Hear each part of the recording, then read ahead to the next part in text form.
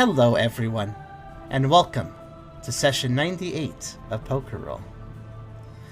Last time, we were continuing to go through What's-Her-Face's little pocket dimension, and we ended up somewhere pretty dark at the end of last session. This seems to be within a book. Wonder how that'll play out. Well, I suppose we'll see. But, of course, to get things underway, before we begin, if you like the video, do think about giving it a like. And if you haven't subscribed yet, think about doing that as well. But if you really want to help out, come over to Twitch. We're trying to reach partner over here, but of course we need more viewers to do that. In fact, we only have... Oh, I just realized the game title is wrong. I'll change that. We only have 34 viewers currently, so we definitely need more to hit partners. So think about coming by if you got the time. And whether you want to lurk or talk, it really makes a big difference. We also have a pretty cool Discord community, and you can access the Pokerole Discord sub-community that we have off of that. I have a coffee link if you want to help directly monetize my content, and I got a merch store if you want to buy some cool merch. All links are in the description, so you can check them out at your leisure. And of course, I will also note that we do have a wiki at the pokepioneers.fandom.com, so you can check recaps on episodes, catch up if you don't want to have to watch every video, or just look at character pages and stuff. There's a bunch there. You can check it out. With that being said, okay, actually, the number bounced to 43 after I called it out. I like how Discord does that, or how Twitch usually does that. I will note, too, since it's relevant right now, is that, unfortunately, my FA has been suspended because there's been a shitstorm on that site. Just a lot of drama happening. A lot of people getting suspended. I was just one of them. Unfortunately, I don't know how that will affect viewership for streams right now. I've always announced my streams on FA as well as, of course, on my Discord communities, so hopefully people still get the message. I don't know how many people only followed the FA announcements, but that'll be for a week. I'll be back on FA after that, so FYI to everyone who follows via the announcements on my streams. I feel like I should note that. But, yeah, with that being said, how's everybody doing? Pretty good. I'm alright. Right, yeah. Is that right? Was that words, Tubby? Well, it sounds like you're doing pretty good. I said, yeah, pretty alright. Yeah. And Kyrio is quiet today. They are very low energy, and that's okay. Lack of sleep. I understand. Indeed, same here, but I had enough foresight to nap before the game, but not far enough before the game to, This is fair. I also took a nap. I was a little slow getting out of bed. No, it was, I felt... I don't know if this is a thing that'll sound like it makes sense, but I was actually kind of tired enough that, I felt high at work. Oh, you had the tired loopy thing going on. Yeah, it was my brain was like, fuck, you're not gonna go to sleep, we're just gonna make reality have the dream filter.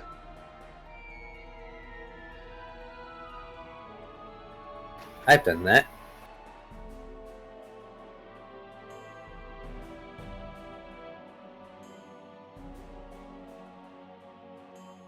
Pardon me while I finish a chip, and then I will recap. Ah, okay. What was the music, by the way? Number 11, Grimworld. Mm-hmm.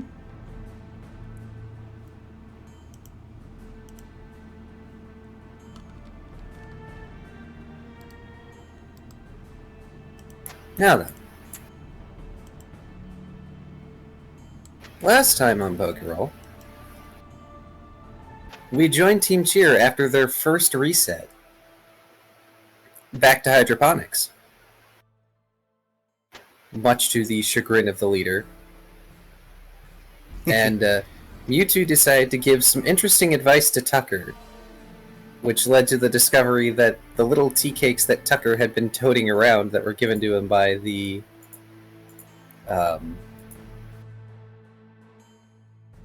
Meow Stick can make you float for a little while. Just for that extra screw you to gravity, right?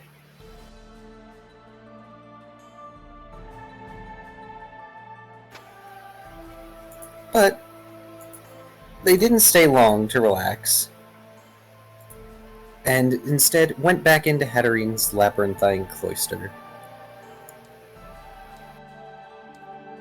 And for the most part, they actually didn't get any repeat encounters. Which is surprising, but the dice were with us. Except for hydroponics again. Well, okay. But that happened at the end of the second excursion, so... It's fine, you two unlocked a shortcut. But the first place that you all managed to get to was a series of art rooms. There was a room for sculpture, a room for painting, and there was a room for metalworking. All of which seemed to be not in use at the moment. Though it's somewhat hard to tell if that's entirely Hatterene's fault or if it's because the Pokemon in the tower are just not doing that right now. And later on, when you all left those rooms, into hydroponics no less, you two did lament that the Pokemon of the tower had sort of fallen out from doing those sorts of things, which is disappointing. Nobody wants to build their crafting levels. Look, it's not like 11 where it's terrible. Don't get me started on 11. Too much suffering right now. But one of the things that the team encountered while they were in the art rooms looking around at semi-familiar sights and collecting and kleptoing various things, stares at Tucker and Kyrio specifically, or Tucker and Brooke specifically. My. Just shared image. Yep. Oh goodness. That will come in a bit. That will come in a bit.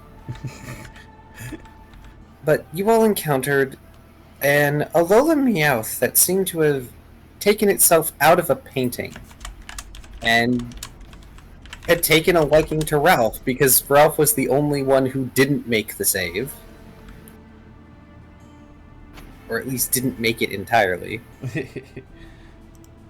Just an adorable Meowth, and sometimes it would meow and force you to reroll at a -2.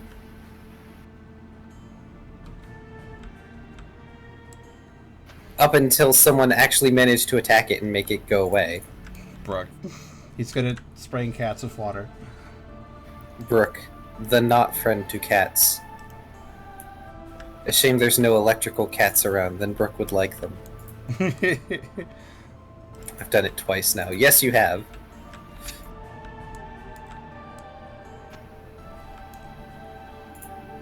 But when the team tried to progress out of the art rooms, I'm going to make people actually watch the previous session or read the notes that Ennio so graciously creates on the wiki in order to get details about what all happened in the art room. Because there was a bunch of little minutiae that occurred. This is You found you're gonna have to find a Zeraora. Oh yeah, Zeraora exists. Team Cheer found themselves back in hydroponics again, and Mewtwo had shifted from a hammock to, like, a lounger. And this time everyone sort of took a break. But Mewtwo also very graciously let them know that, oh yeah, now that you've actually been there and I know where it is, I can make a shortcut. So instead of having to go through twisty-turny corridors again, the team just went right back to the art rooms, where they found another door, which led to an alchemy lab, which may or may not be somewhere else in the tower.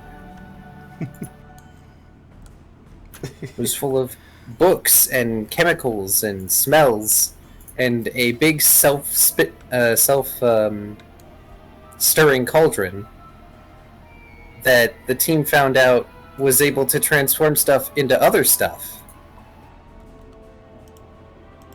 And yes, Brooke decided to test it out with their gemstone and got a diamond back. Pretty lucky, that one.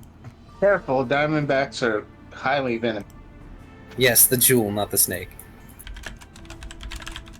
There were a few other things that changed, I believe. I forget what all was tossed in. Let me look at your inventories. I threw in a ring, it came out gold, I believe, or iron. No, it was iron. Yeah, it was iron. Because it was some other low metal, and it came out Bronze, I believe? Yeah, and it came out as iron instead. Oh, copper, thank you. Let's see. Oh, right! There was the box of macaroni from the art room that Tucker took, and I believe Tucker put one of the macaroni wheels into the thing, and it popped out as, like, a different macaroni. No. That was actually Ralph who took a macaroni. Ralph took the macaroni to test it. He allowed that is correct. one macaroni to be taken. Right before... It It did. It didn't become another macaroni, it became a small rubber wheel. And that's so because instead of changing... They were macaroni wheels, so they became a literal wheel after that. Yeah, because instead of changing what kind of macaroni it was, it changed what kind of wheel it was. That's right. Ryda also decided to steal the notes on the transmutation potion, which... good luck replicating that. I'm letting you have them, but good luck replicating it. Ryda's totally going to end up replicating it. Oh, definitely. Well, I scream, but the... Especially if she has my assistance. Oh, I'm sure it'll be fine. You guys probably won't be able to make a whole lot, like the cauldron full. And the transformation is completely random, so there's a reason those notes have a big warning label on one of the pages stating don't put anything in there without permission or you might not get it back. We need a when you don't have attachment to things, you're fine throwing them in. Well, y'all have figured out, possibly, thanks to Ralph, that objects of power should not be put in this liquid, because that results in bad things, because Ralph tried putting the star metal piece in there, and the cauldron frickin' exploded. You know, for shits and giggles. Do not attempt to transmute key items, it does not end well. And that brings us to the overly long image. Oh yes, that. No, my headcanon is telling me that as the cauldron rumbled with the star metal piece in it, I hear a faint voice, like rumbling from the cauldron. Now's not the time to use them. Pretty much. I was gonna make that a different size picture. There we go. Dude, and since my guy has his memories, he'd be like, he sounds familiar, damn. It's the ghost of Professor Oak.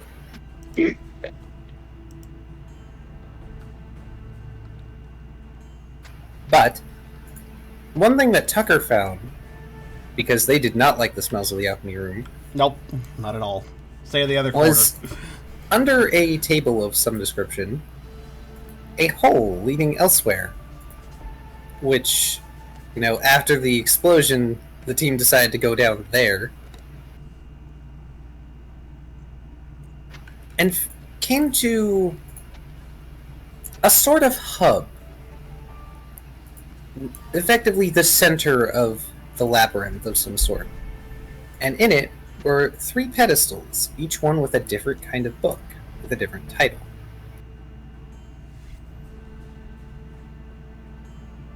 There was a green book with tree and storm imagery on it, which was titled "As a Leaf Before the Storm." There was I forget the colors of this book, but the second book was called Fantasyland, and it had like dragon and fairy type imagery on it. And then there was just this plain black book with like a silver lining on it called Grim Tidings. While the team were debating what book to pick up and, fiddle with, Brooke decided, you know what, screw it, just picks up Grim Tidings and opens it. And last time we were hoping for no spooky shenanigans, and we ended up with spooky shenanigans. Brooke, no regrets.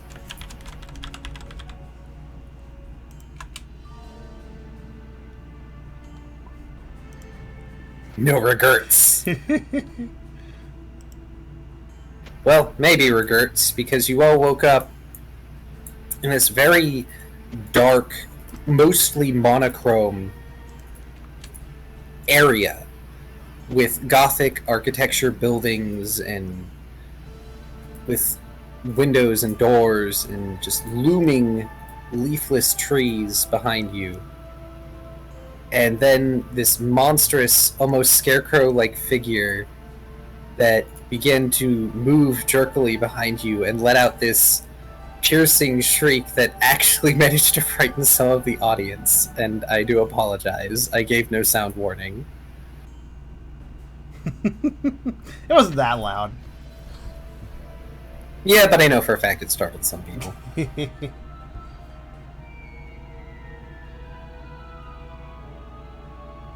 Greetings, our first sectors. Beerus, be nice. And it began to chase y'all. And specifically, I believe I noted that there was one building in the distance down the path that had a light on at its door.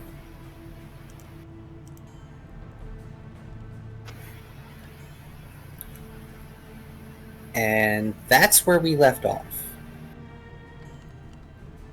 Yes. It seems like we got a head start in the thing, but it's chasing. Mm-hmm. And is fast.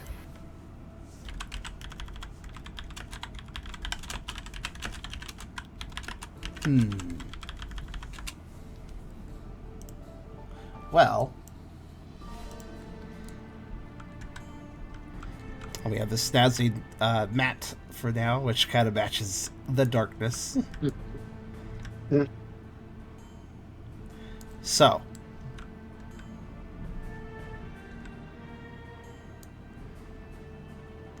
I guess question number one is, how much distance did we get on this thing originally? I think it said it had something close to like 50 feet away from you, and it closes quickly, and it is coming from the forest direction.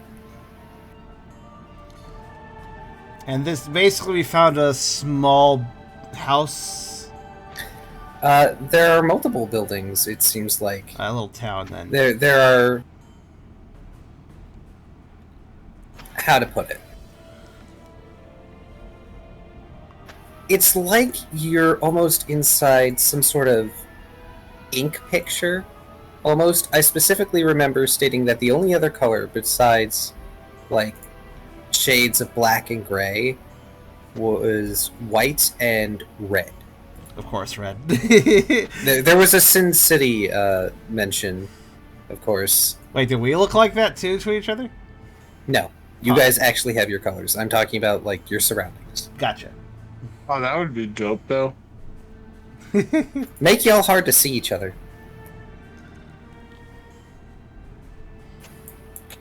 But specifically, yes, this thing is starting to chase you all. And there are the suggestions of other buildings just looming over the path. It's almost I would say it's mildly cartoonish, but cartoonish does not do the grim looming feeling of these buildings over the path justice. More unrealistic, but not, like... Surreal is probably the term.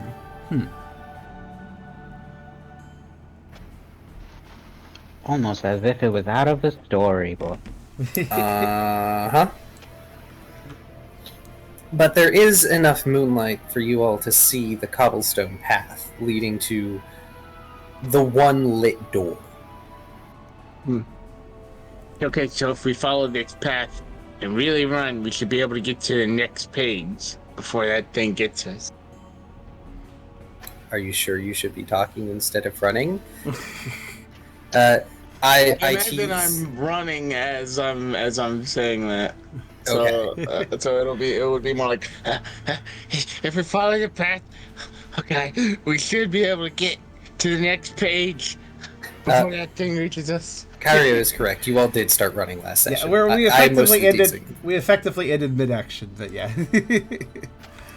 So, I've been running for 2 weeks straight, it feels like. yeah. I mean, to be fair, you are still a Snorlax. So how I'm going to try and handle this is I'm going to make it a bit of a skill challenge. Okay. You will need to reach a number of successes. Hang on, let me get... I'm just going to... Oh, I need a promotion. That is fair.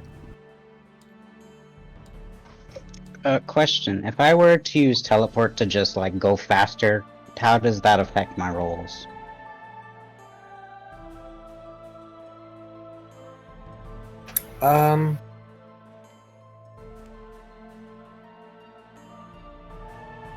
Well, one, you need to see your destination for this You sort did of say thing. it was lit. Yes, it is lit. So you might be able to cheat.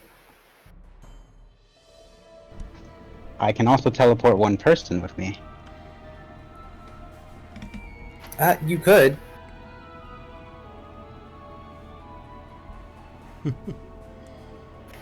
Pardon me while I set this up. If you choose to use teleport, I will make you roll accuracy instead of doing a different skill roll. Just to see how much your teleport is affected by the space you are in. Because depending on how well you roll, or how poorly you roll, you may or may not be able to take someone with you. Let alone reach the door. Okay.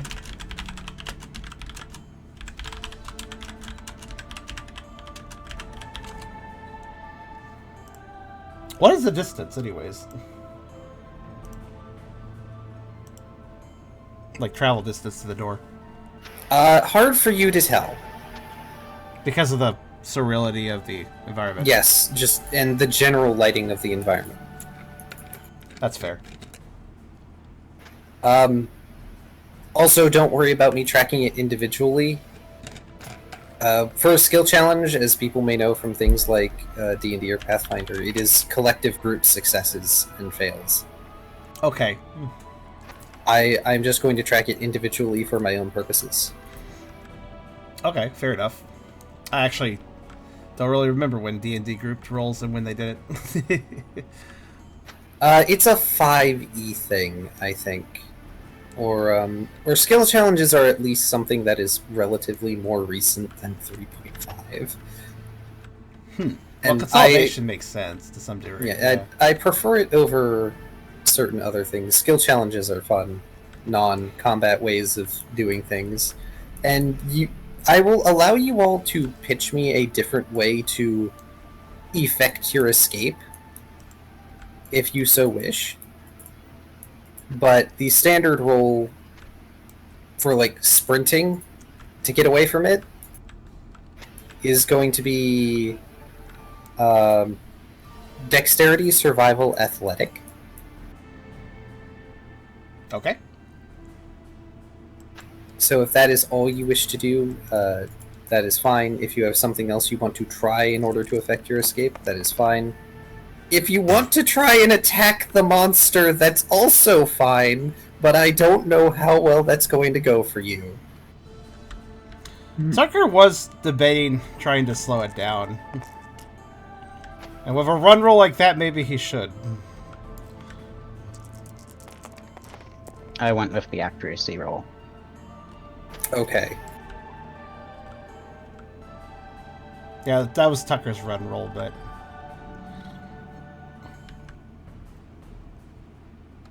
So, Ryda, you will not be... Oh, sorry, Ralph?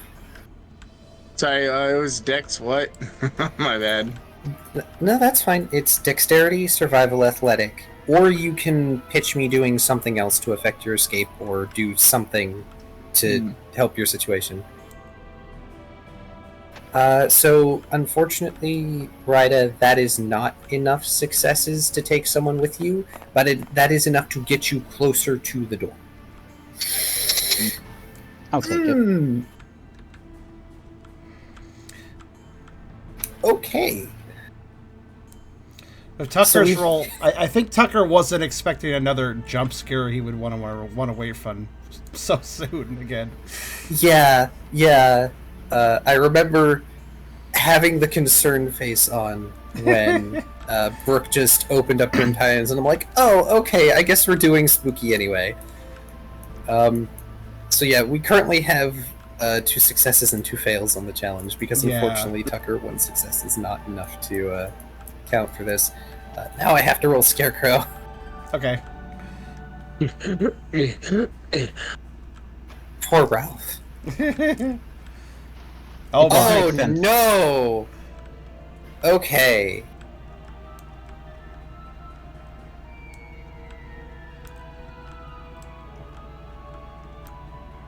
Right. So, Ralph, who is at the back of the pack, you may, at a -2, attempt to evade this or clash this, but this creature is going to try and grab you.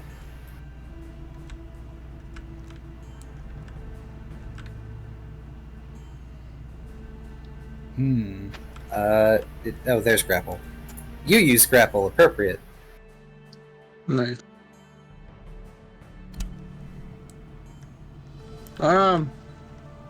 Let's clash. We'll clash it with a body slam.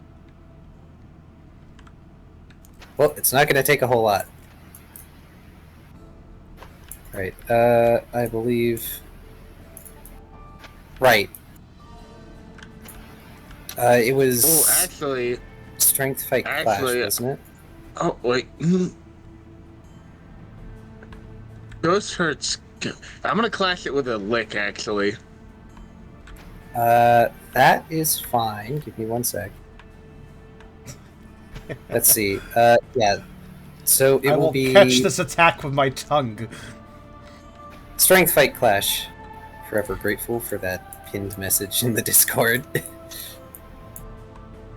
Oh, wait, we have the thing in here, don't we? Probably. I think I put it on the table somewhere. Oh, Yeah, right. it's here. Yeah, it's over here. It's just got the experience cost name. Just... If you score more successes... Unfortunate. So, Ralph, you attempt to use your tongue to, like, slap this thing in its spooky face. And it ducks you and brings its hand up, almost like it's trying to do an uppercut claw attack, and wraps these long, spindly, cold fingers around your wrist. And unfortunately, Tucker is the one who is closest to you. I don't know how many of you would be looking back at this point in your running. But Tucker, you are going to notice as Ralph suddenly stops and just poofs into black smoke. With the creature poofing? Yo, creature's still there. And it pauses momentarily, just grinning at all of you with its spooky, glowy grin and eyes. Oh, jeez. You only caught me because I'm poof. Yup. That's actually an accurate way for things to go. It's the Esper all over again. And I will message Ralph in private at what happens to him. Is this thing? What does this thing look like again? Is it just like shadowy creature, effectively? I know Brooke called it Candlejack, but I described it very similar to. There's a hero in League of Legends that is basically an animate scarecrow, and it's a good reference for what this thing is supposed to look like. But it's this thing of just spindly limbs, shadow, metal, and glowing eyes. Yes, a weird scarecrow is a good way to put it in simple terms. Wait, the scarecrow made of metal. Interesting. I believe did I describe it as one of its hands being, like, larger than the other? I don't believe so. I don't think so. So it doesn't look... So, while it has a scarecrow-like demeanor, it doesn't really... It's not really flammable material scarecrow, then. Not necessarily, no.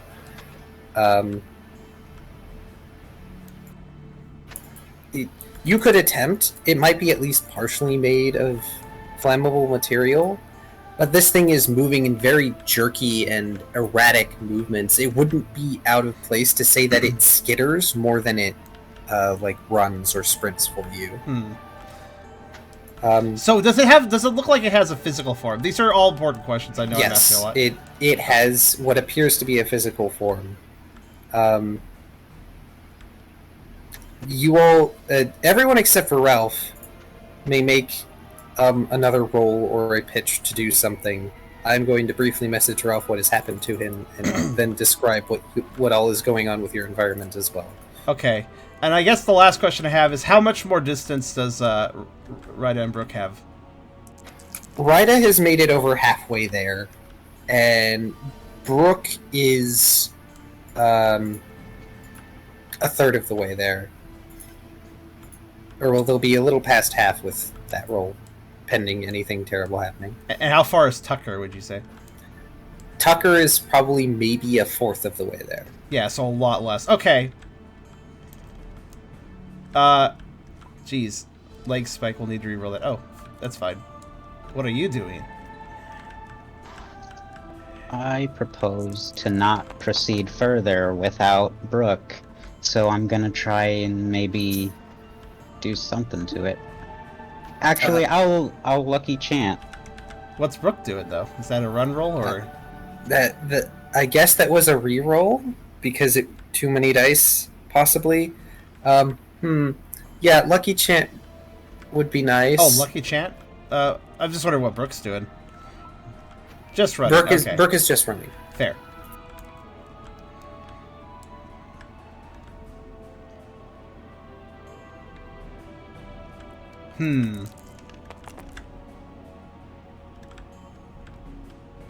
Inspired.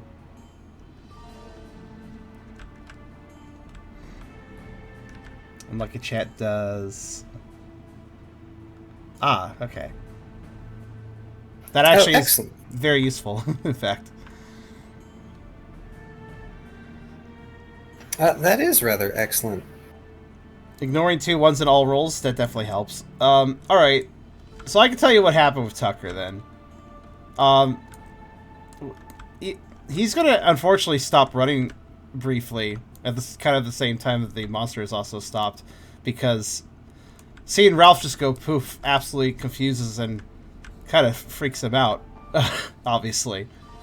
When he gets back to his senses about trying to get away, he realizes he's pretty far behind at this point anyways.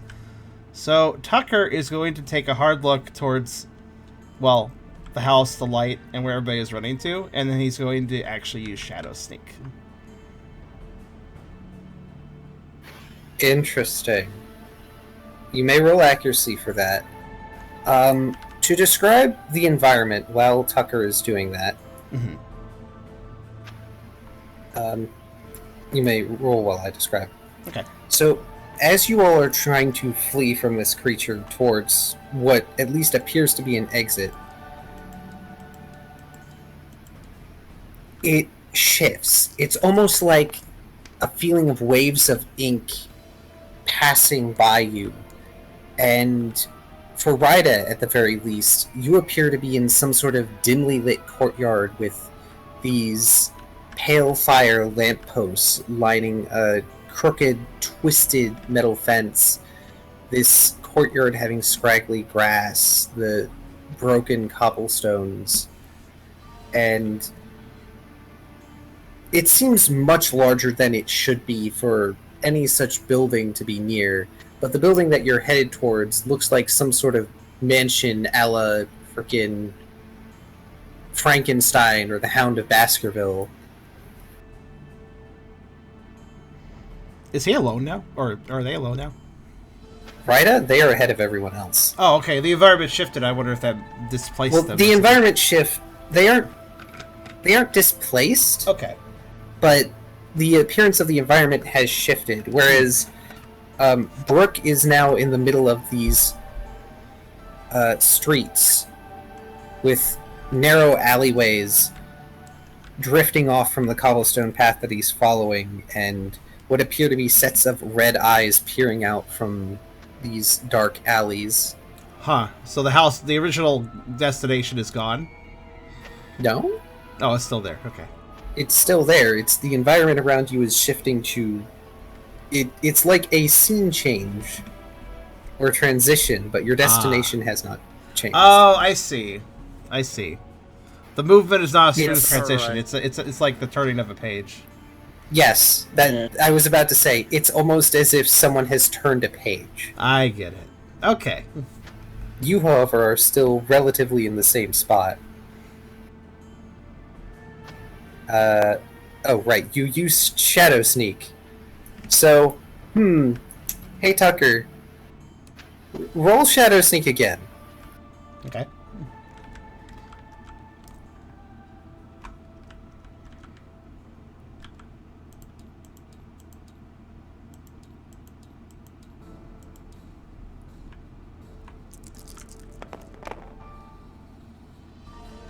Okay.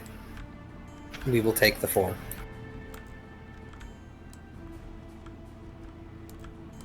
Alright. I like how Lucky Chat didn't have any point here because I didn't get ones. The curse of 2!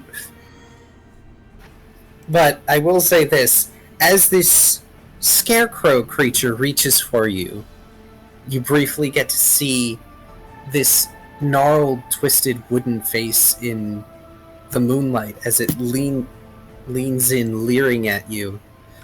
And it swipes, and you... poof. But unlike Ralph, you didn't get grabbed.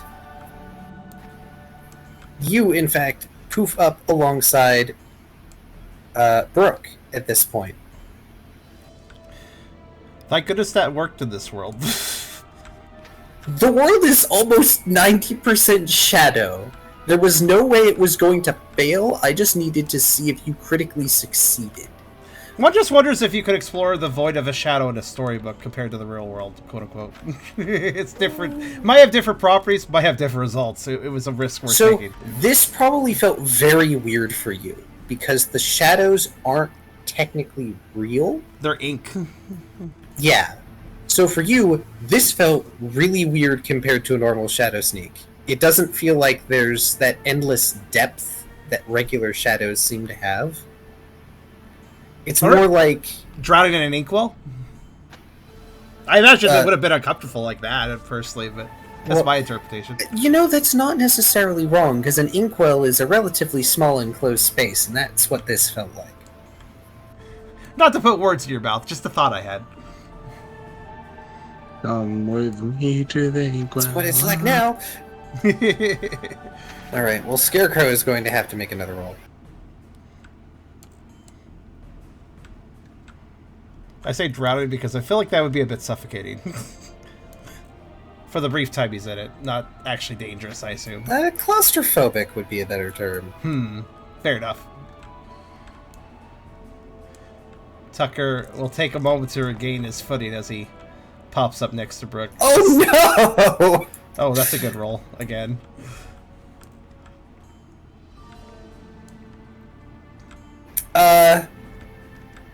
Hey, Rida. Roll me a Doom die. Evens is Brooke, odds is Tucker. Oh no. What have I done? What have you done to Alright, Brooke? Brooke. You may evade or clash to avoid a grapple attempt. Well, that caught up quickly. I told you this thing is fast, and he's rolled 5 twice.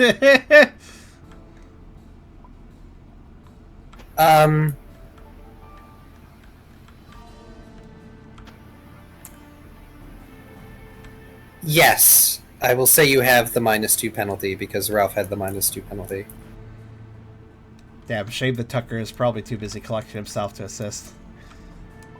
If you had critically succeeded, the Shadow Sneak would have...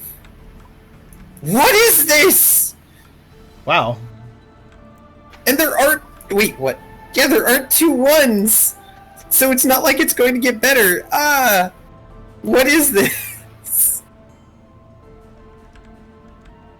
Alright. Tucker, you pop up next to Brooke, and there's that brief moment of camaraderie with you guys running away from this thing together, and then it's suddenly there, and it grabs Brooke by the face, dragging them back to the shadows with its creepy laugh as Brooke puffs into black smoke.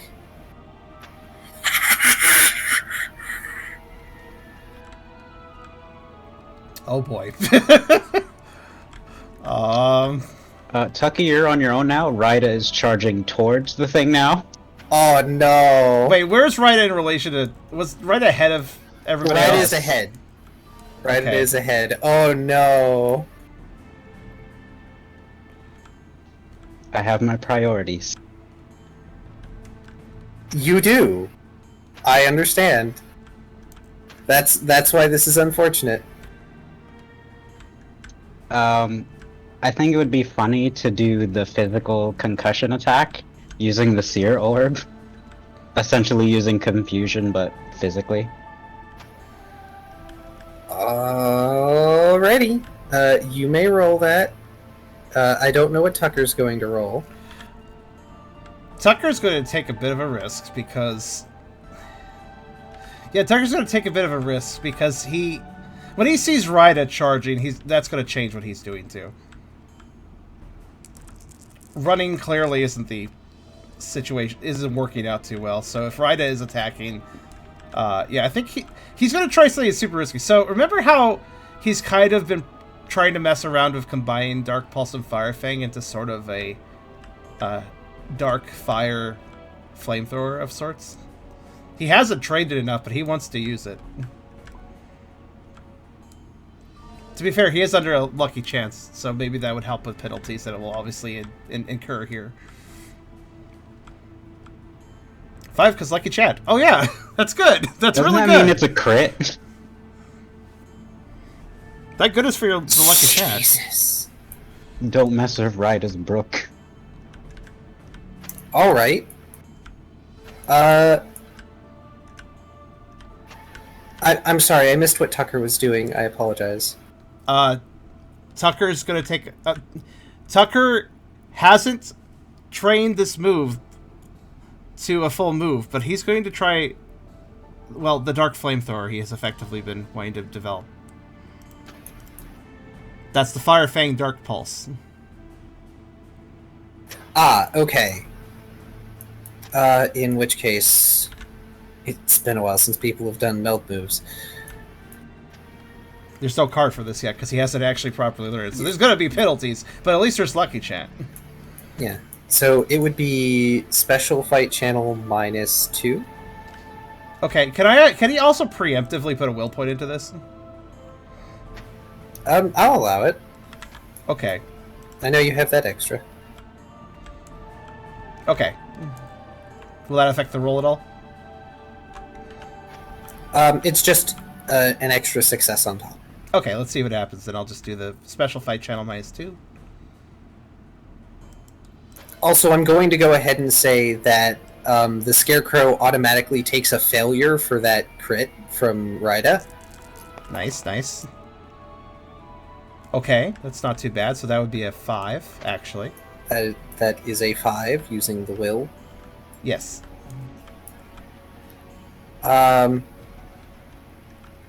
So do you want the good news or the bad news first? Do I get a confusion chance die? We will automatically say that it is disoriented because of the hit. Sweet. Oh no, Ralph rolled.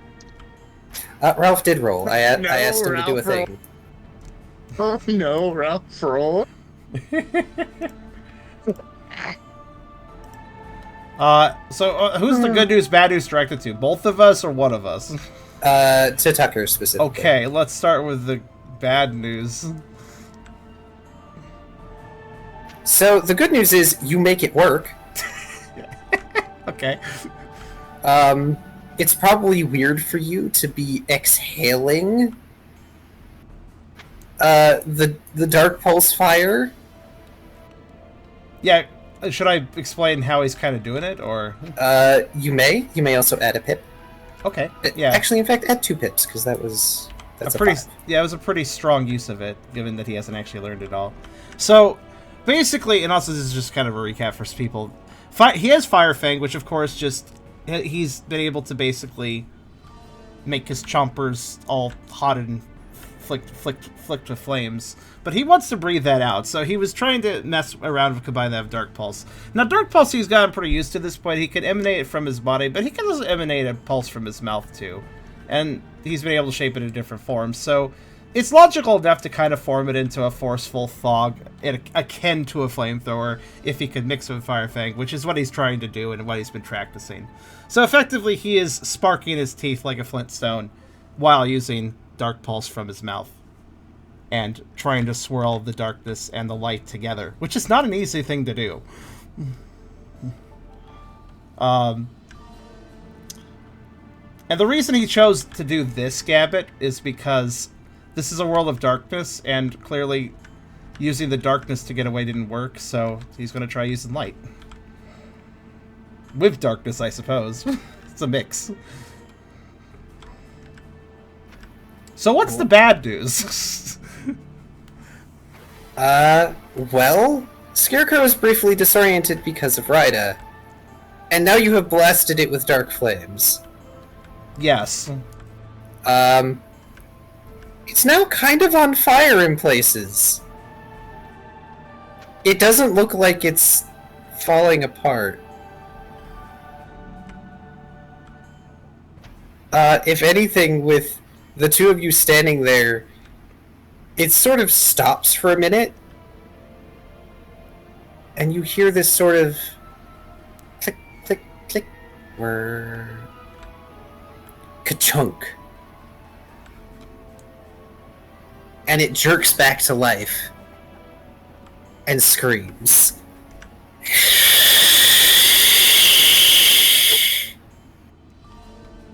Huh. So now you have a scarecrow monster after you that's on fire! Well then. Sort of figured that would happen. Also, yes, it does sound a little mechanical. That's interesting.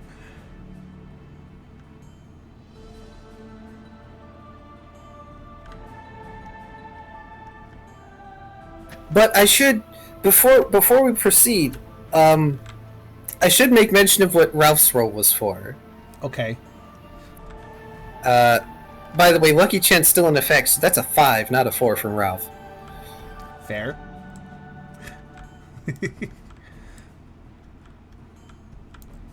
I will say, as this thing screams, Tucker is pretty freaking scared, but he does still stand his ground and just tries to think of something else to do.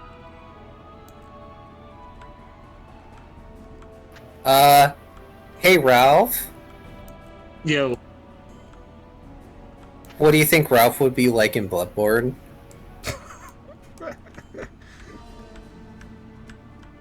I think the funniest thing about this should be it should, from their perception, it should look like exactly my face, but like the voice should be completely different. It should sound like generic action hero star. Oh gosh, He should be like, "Whoa, ho there, my Okay. fellow citizens." Okay, so Tucker and Rida, there's this increasingly frightening creature coming after you two, as is whirred back to life.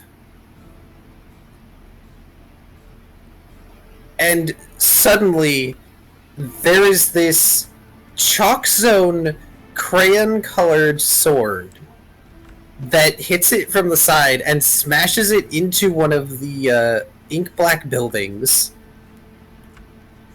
causing this like sketch gray cloud of dust to kick up. And from behind it, you see this incredibly buff Snorlax wielding an oversized sword. All of it looks like it's a crayon drawing. A really good crayon drawing, by the way. Including the Snorlax? Yes. Huh. Like the whole Snorlax thing is crayon drawing looking. Everything else is still like the way it's supposed to be. Okay. And he's got like the superhero cape going with metal pauldrons and like a tiny helmet on top of his head, because otherwise it would hide his gorgeous face. Because it's Ralph's face. And the helmet has this fantastic plumage. Huh. Ho there, frightened citizen! Oh gosh, that is the voice I need to use for this. How lucky are you this day, that I would be here to save you in your time of need? Ryda gives them a side glance, and then focuses back on the beast, just approaching it to attack again. Tucker is more focused on the Snorlax, thinking they seem kind of familiar, but he's also very confused. He kind of just tilts his head, though he does look a little relieved to have that thing attacked and dealt with. The Snorlax flourishes their cape and brandishes their sword towards the beast as it starts picking itself out of the rubble. Begone ye now, O citizen! Flee while you may! I shall take care of this beast! This way of talking.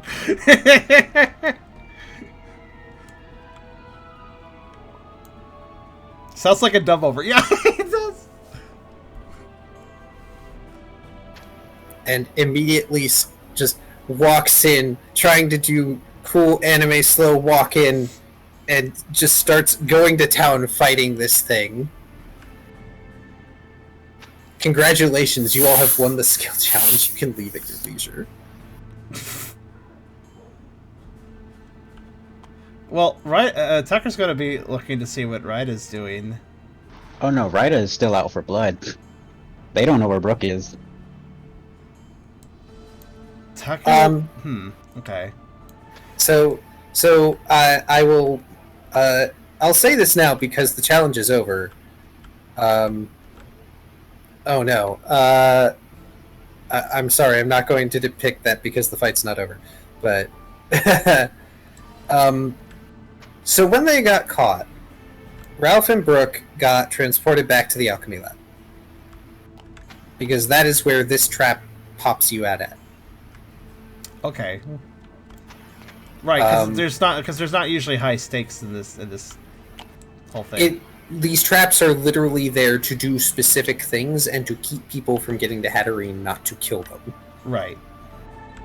Of course, we don't, like, Tucker and I don't really know that, of course, but... No, you don't.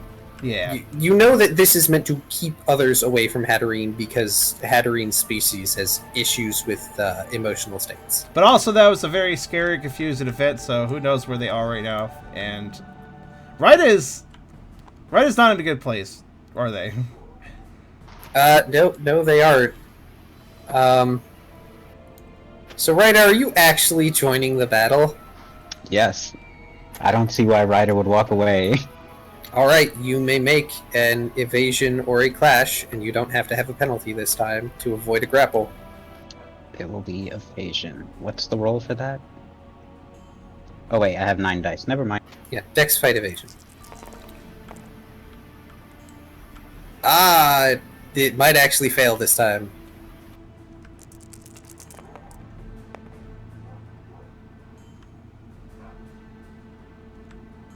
Yeah, you manage to evade its swipe as it goes after you. But it's still fighting off this this crayon drawing Ralph at the moment. So, something you may want to leave before the challenge has to be restarted. So, Tucker doesn't engage with Rita, but he doesn't leave. He just kind of sits down and kind of looks around the environment and assesses the situation as he tries to catch his breath and also kind of remove the last licks of fire in his mouth, because that was actually quite an exertion for him to use something he didn't learn fully. So, he's kind of just quiet as Rita is completely focused on blood. Or ink. Or ink at this point, yeah.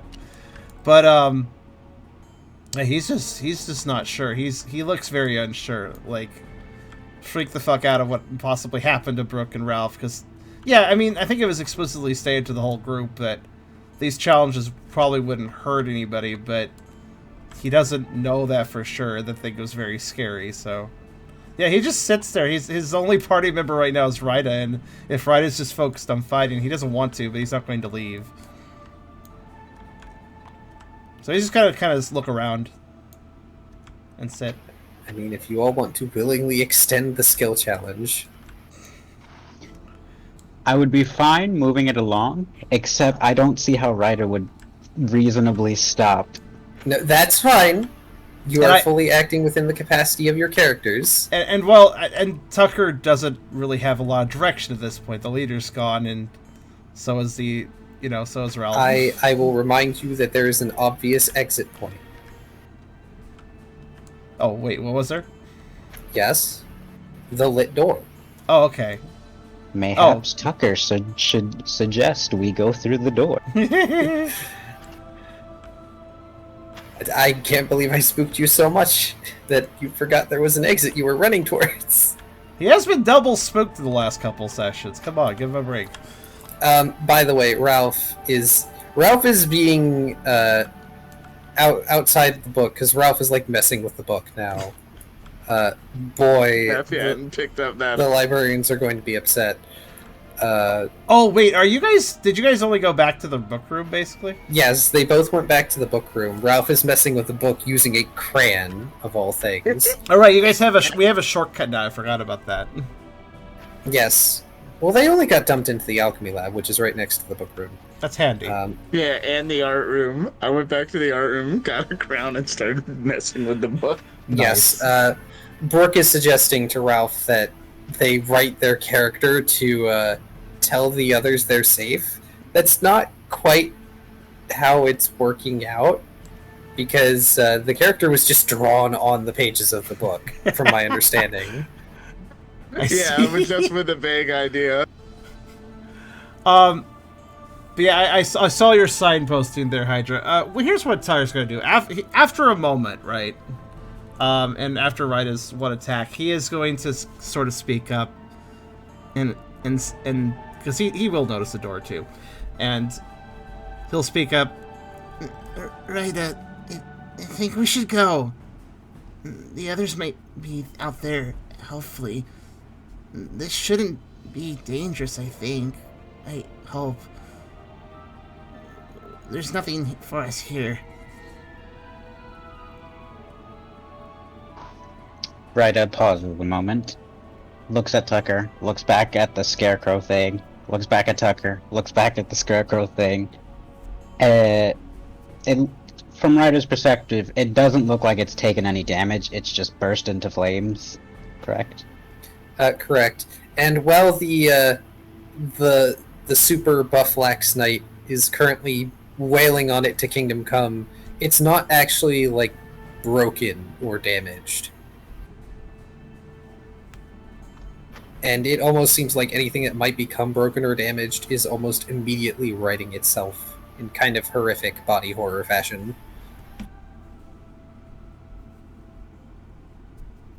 Ryder will then slowly approach Tucker. Perhaps there is another way we can find them up ahead. Let us proceed quickly. As you say this,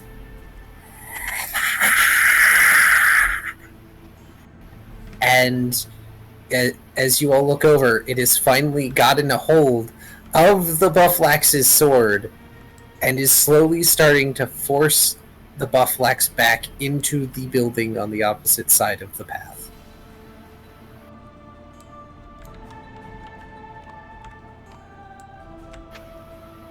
Tucker gives the situation a wary side glance and says, I'd be like Crown Mama. I'll be like, no!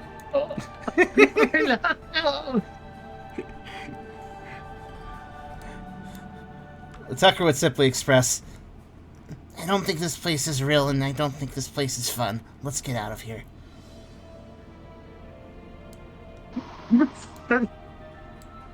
Very well. It hasn't been real.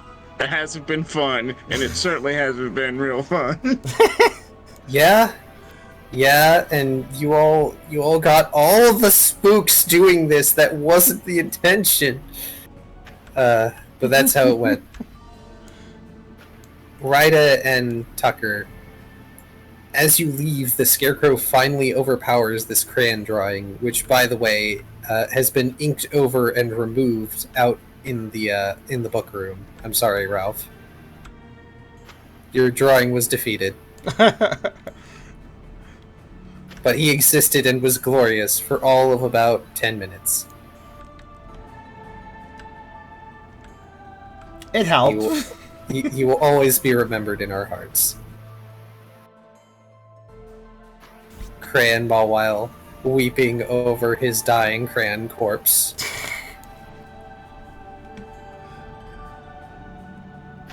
Romantic dramedy. But you all pass through the door, and you find yourselves in a relatively small enclosed space. Aside from the door, the walls are just shelves that would house books, and the room itself is a cylinder, almost like a miniature version of the tower, sort of. It doesn't go particularly high, but there is light coming in from above in order to see and read. And sitting on a stack of books. Also, yes, that is appropriate to remove. Music change too, or? Yes, and we may change back to the library. Alright. Let's see what that song title was. Dungeon...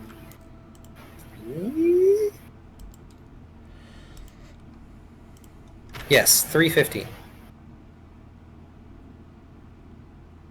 Okay.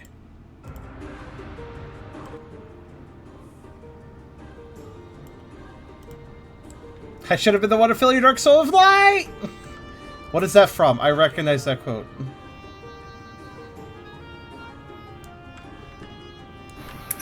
Sounds very similar to the Kingdom Hearts speech at the end. It is Kingdom Hearts, apparently. Okay. Or Devil May Cry. What? Those are two very completely different things. It might be Devil May Cry. It sounds like something that could be Devil May Cry. I do not know. I unfortunately only have secondhand knowledge of that series. Yeah, same. I don't know much about it. Because it does sound similar to a particular line said at the end of the first Kingdom Hearts game. But, in any case... I almost feel like I should have asked for a much more calm thing, but it's fine. I'm not going to search through music right now. That's fine. And unfortunately, Hatterene is a Sword and Shield gen Pokemon, so no model. No what? But that's fine. Oh, no model? Actually, wait, no, we do. Oh, we do? Remember? They have to oh, right, we do. Didn't you, like, preemptively grab it? Hang on, let me look. I'm pretty sure I did. I do vaguely remember it being on the table at some point. You're like lean into the camera where like one eye's a little bit closer than the other. No model. Oh, yes, we did. There it is. So just to go over that again, where did we end up? You've ended up in a relatively small cylindrical room. The walls are all library shelves, except for the door, which is just like this nice wooden door with a simple pattern on it. And Hatterene is sitting on a pile of books, and she is using like her hat hand in order to hold a book for her to read. And I'm going to turn down the music a little more. I actually was going to say, I think I have a suggestion. Oh, I Yes. don't know. Come on, brain. The word is in my brain. There's a song title that I know in my head that might work for this character. Yeah, I think it is an events too, actually. On that note. So if you want something more calm and more character-driven, hold on.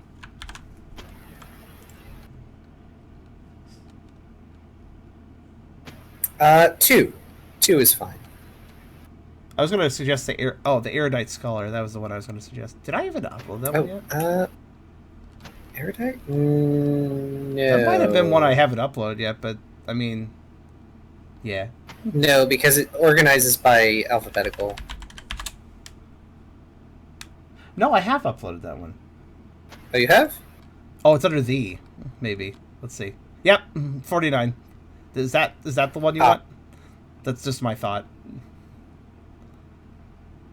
Yeah, we can do 49. Okay. Apologies, everyone, that this is always how I deal with music. I can never be prepared ahead of time. I can help you prepare music ahead of time if you like. You just have to give the word. I mean, that's fair, but we both know that's never going to happen, and it's okay. Yeah. It is a level of unprofessional that is acceptable. True.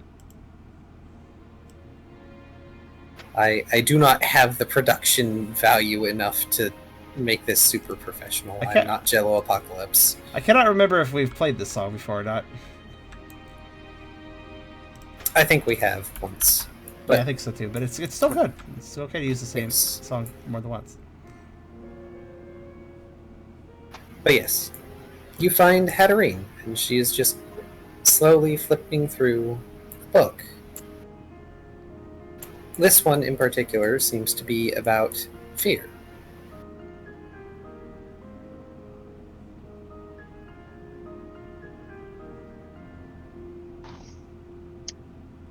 I will approach Hatterene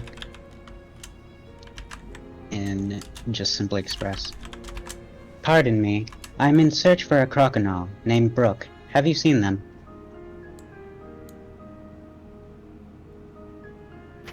They pause briefly and look over to you. They are familiar.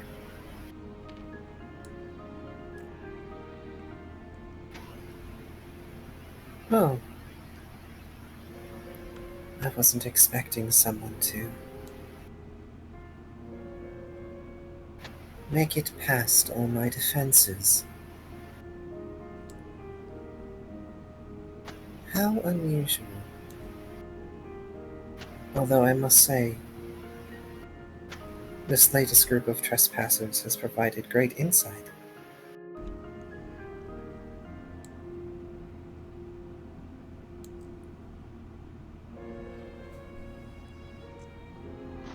Pardon our intrusion. You see, this Puchiana here is part of a team called Team Cheer. They came in search for your knowledge. And then they will gesture towards Tucker. Hatterene will turn to regard Tucker. Oh. You are the one who fell most prey to my traps. Unfortunate. Usually the groups who come in are more varied in who falls. Tucker flops an ear tiredly and a little bit annoyedly at that. I suspect I have some tome or another that you're looking for. Yes. Tucker does hesitate a moment, though. He wasn't quite ready for a conversation after all he's been through lately. Also, I do need a recollection of exactly what they were here for. Y'all are trying to cure the shaman. Yeah, but I think there's more than one goal depending on... Like, I think everybody had an individual goal for meeting Hatterene, or was I mistaken on that? Ryder was just tagging along to help Brooke. That. So, the main goal was to get Hatterene to help the shaman. Yeah. Because she can actually leave the tower, and you two can't. I'm not sure if Ralph had any ulterior motives for Hatterene's presence. I don't believe he did. I don't believe so. I don't believe Brooke had any alternatives. I don't think Tucker had any alternatives. Ryda is getting information out of YouTube by doing this. Ah, okay. Alright, just needed a recap. The shaman was Brooke's main goal. It's the whole reason you're at the library at all. So this whole adventure has been to save one tiny boy. Or girl, or One whatever tiny they are. good boy. Well, Tucker hasn't forgotten that goal, but... He has to study his emotions for a moment, given that he flopped on one ear when the Hatterene expressed that their group gave them insight, and then flopped the other when it was brought up that he fell victim to most of the traps. So he has to check his emotions for a second, and also collect himself from everything he recently was dealing with, before he kind of collects himself and straightens up. I guess I'm acting party leader now. So, we're trying to cure a shaman. Not a shaman. We're trying to cure a shaman who seems to have their mind broken after a bunch of stuff they went through. Sounds familiar. And they pointedly look at Ryda. Ryder just cocks their head to the side. We are surprised. We did not expect to see you again. Not in this capacity. It seems you are making ample recovery. Now hopefully this supposed shaman does not have as much damage as you did. They turn their attention back to Tucker, snapping the book shut with a noise that resounds throughout the small space.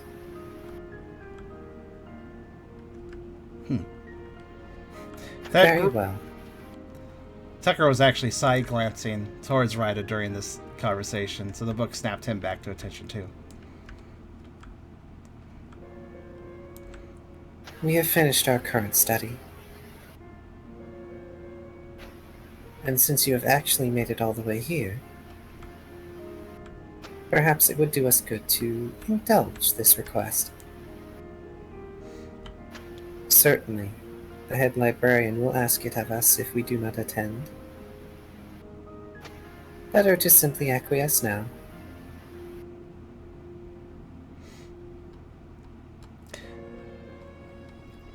Tucker hesitates with some of those big words. Before continuing his explanation. Specifically, we were looking for books about healing broken minds, but they seem to be checked out by you. Emotions. My current study is emotions. That which is the greatest weakness of my kind.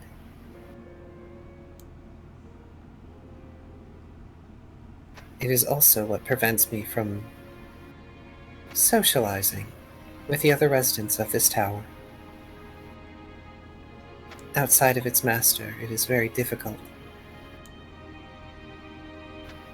Similar to the Chansey species, mine are emotionally sensitive.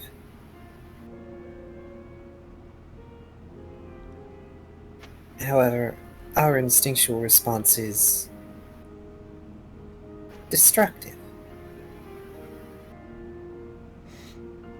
Tucker thinks about that a moment. If you're sensitive to emotions, I guess it makes sense why you're focusing on me. I believe you are misunderstood.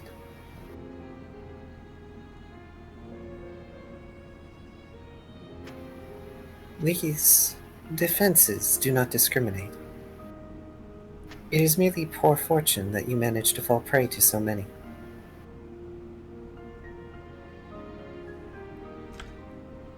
He just gives a little sigh at that. I understand. However, it is not my place to speak on fortune or fate. I am not a Gothatel.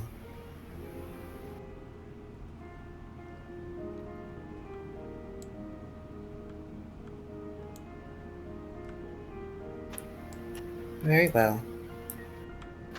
They sigh, and the books around them all start to float, and they just sort of gently levitate themselves down to the floor as the books form themselves up into neat piles that begin hopping/marching along behind her.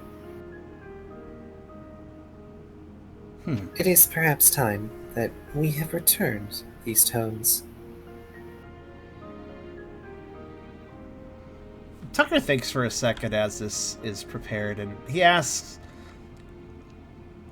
So this space, you were partially keeping people out, but also keeping yourself away from others, for their sake.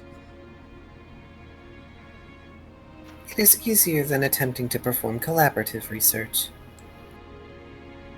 Though that would speed along my theses much faster, it simply has never worked out. That, and the head librarian is busied keeping the tower in place. Distracting them with my various queries and experimentations is unnecessary. Tucker chuckles a little bit. Maybe I misinterpreted you a little bit then.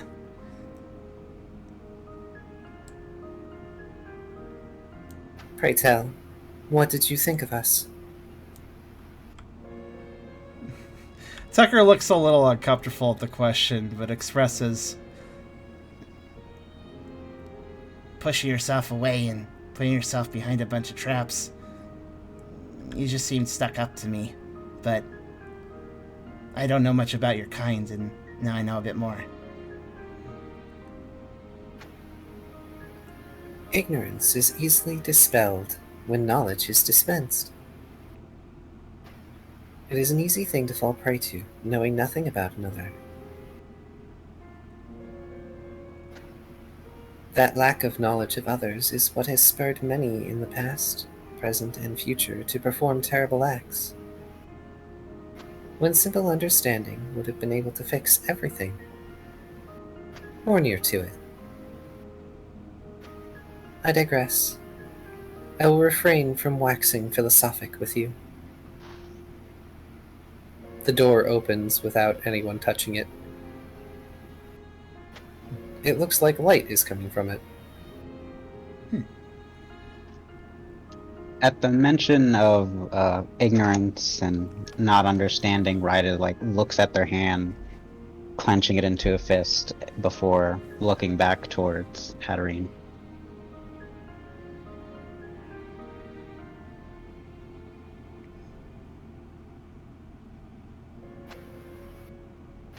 Hatterene doesn't seem to pay the gesture much mind as they step through the door. Well, shuffle, whatever Hatterene do. glide. Glide with their array of tomes that are coming with them.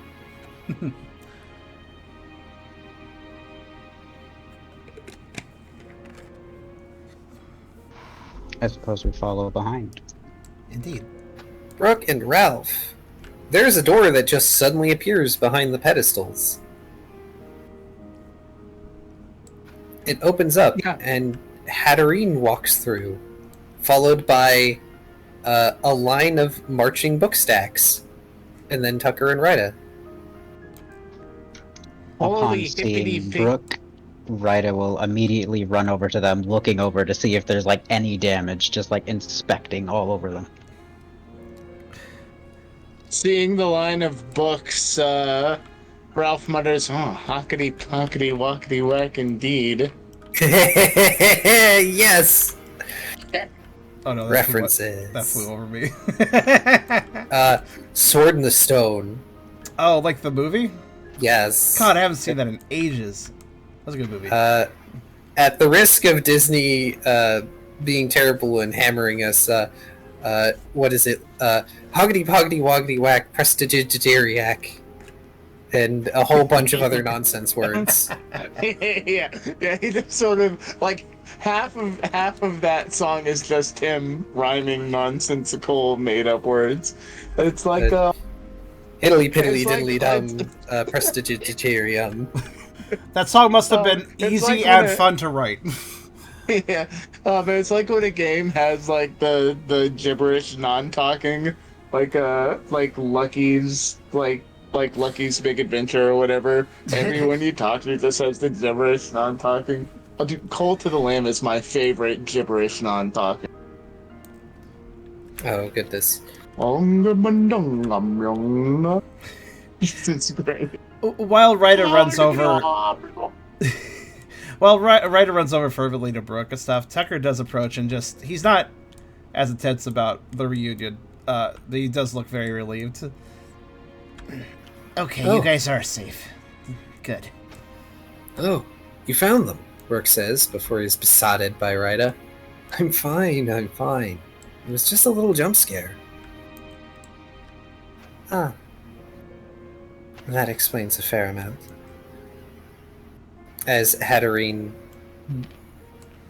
moves in, the pedestals just vanish, as do the books one by one. I have been setting up my defenses and themes to various emotions. Book genres have been particularly useful in this regard. Most decide to go with Fantasyland.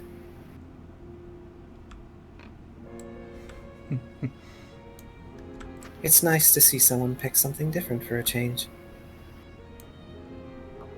I made it be a little bit more fancy. Tucker kind of just thinks how he would have probably picked the Fantasyland one. Hatterene moves closer to Ralph and then just sort of glide hovers around him, seeming to observe his unusualness. I just picked up the one closest to me, Brooke shrugs. But anyway, did you tell them why we're here? Oh, yeah, I did. I tried to explain everything. And Tucker just kind of goes quiet. Okay. He expressed I was in search for you, Brooke. Oh. Careful, if you get too close to me, you might get a contact high of stealing you. I don't think that's Is that a thing that can happen to you? Like, if someone's real giggly or bubbly, can you like get a contact high from it? We don't believe you quite understand how it works for us. No, I don't. This is fine. It's unnecessary.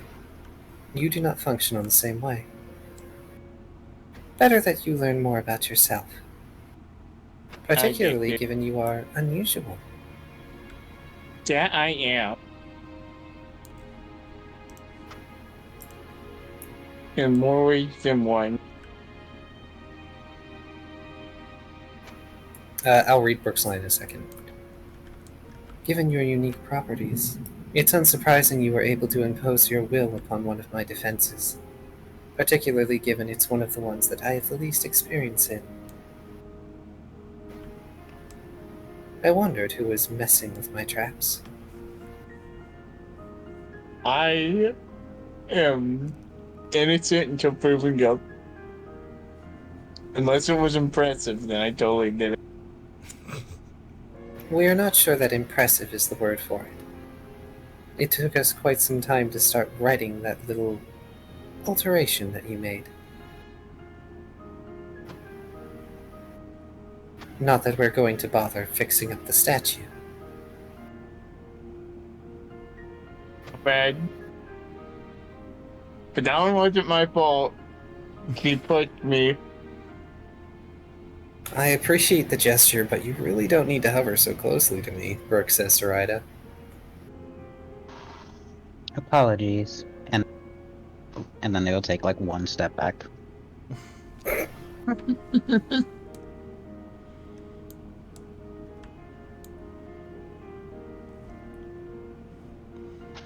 Is this more satisfactory?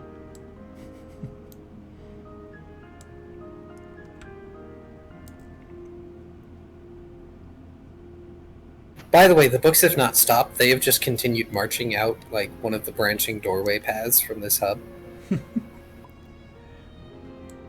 Let's just say yeah for now. Brooke chuckles nervously.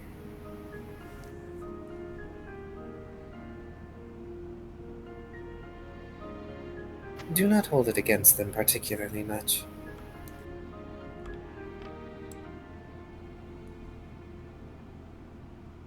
Particularly given they may have difficulties understanding certain social qualities.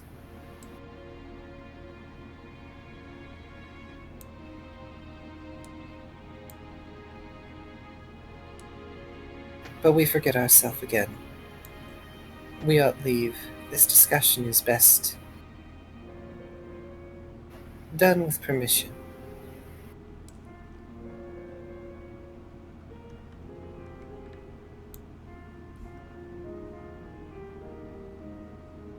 All right then. After you. I'm letting Kyrio Normally I would say after you to Brooke here, since he's our leader. But like you know where to go, so I'm saying after you to you. Yeah. Mission accomplished. Let's go let Mewtwo know, Brooke says. Ah. In which case, they turn to another door in this hub. Which, by the way, the hub is slowly starting to, like, deconstruct itself. Aside from a few of the nearby doors. And Hatterene just goes through this one door while the books go through another. And if you follow them, you will find yourselves in hydroponics again.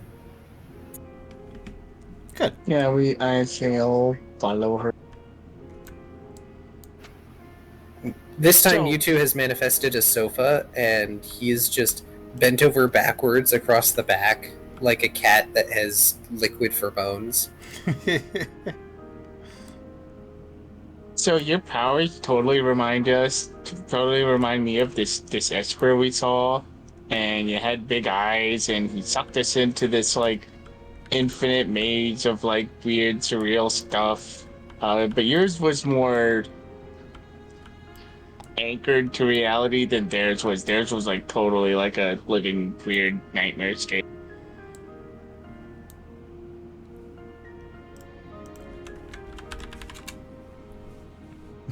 Tucker sort of thinks about that for a second, expresses, That's why some of this felt kind of familiar. Well, yeah, it's not immediately familiar to me. I know about you, but I committed that to hard memory. You know, being trapped in the weird infinite nightmare escape. I can't disagree, but sometimes I'd like to forget. Yeah, but this totally felt like I never felt like super duper in danger. Only like kinda in danger. It sounds like an application of the Wonder Room move. Albeit on a grander scale. The same principle could be applied to containers. Oh, could you learn Wonder Room and imagine a landscape where the land is a cookie and all the oceans are beer, so that when you get sucked in, all the land's a cookie and all the oceans are beer? Not that any of it would be edible. Oh,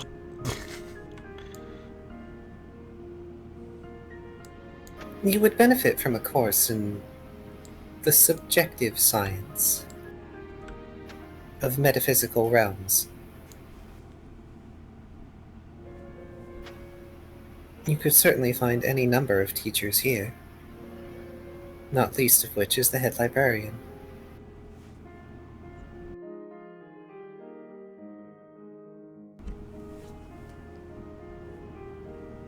Yeah, I can't stay in one spot to learn a skill for super duper. Which, My first commitment is to team tier here. I gotta do my duty and be a good Syrian. Or which, Kyrio! That's what Kyrios! Oh my god, the Kyrios! oh gosh, which, by the way, at the mention of head librarian, Mewtwo just sort of lifts themselves a portion of the way just so they can see over themselves, to look at you all. Oh. Welcome back. You look like you've been successful.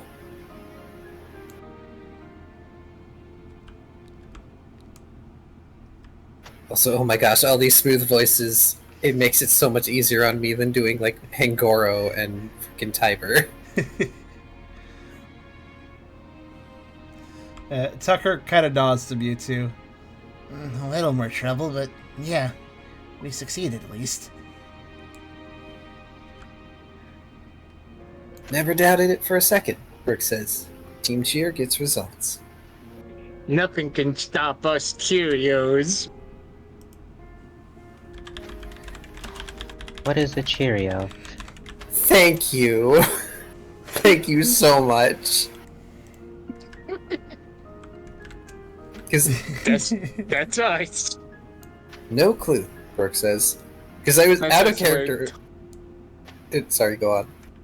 It's us. You were tough and durable, and if you don't have a lot of milk, we're hard to eat, and we're very good for you.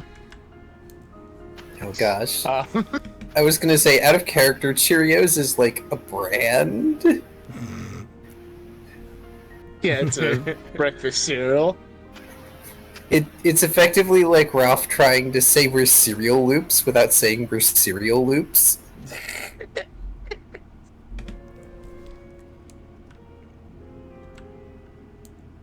It's honestly pretty great.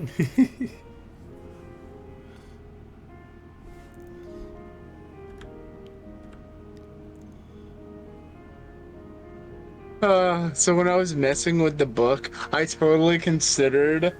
In fact, I typed it out, but then I backspaced. I considered doing a crown drawing of Archimedes, and with a little word bubble that says "more funds." Oh no. Well, that would have been a distraction. Look, Brooke looks around at the Oh, Sorry, I feel like they would have somehow still figured that Ralph was messing with. Brooke looks around at the team. I'd say we could get going as soon as you'd like, but maybe we could use a rest. For a bit, Brooke says. Well, if you would all like to rest, here is no better place. There's plenty of food and water immediately. And that means I don't have to conjure it. As he just flops back to his weird spine-bending position. Looking thoughtful. So, how much effort does it take to conjure? Do you like create the matter from your psychic energy, or do you like turn matter into another matter? But like, do you have to like have some dough bread and transmute it into, say, tea cakes, or do you just like magic tea cakes into air from your psychic energy? It depends on how much effort I want to expend and how complex the object is. Considering this entire space is my domain, it's a bit easier than it would be for other psychics. You also lack the sheer power that I do. Yeah. Plus, if you were to create matter from not matter, I suppose you wouldn't profit energy from it, because, like, you know, conservation of energy and all that jazz. I would burn more energy focusing on making a tea cake than eating the tea cake would provide back to me. Yeah, back to the drawing board. A small side, is Mewtwo on the top of the couch, thus leaving the actual seating area open? Yes. Okay. He is. He is like bent backwards over the back of the couch. Okay. Tucker will capitalize on all this other couch space, hop up on it, and just... You ever see a dog get up on a couch and then they just flop on their side against the back of it? He does that. Adorable. Spinal straightening. Also, if I can chime in real quick. Yeah. If I may, I believe I was promised an answer to a question. Yes, you are. But it's something that all of you should be seeing. Considering it probably involves all of you.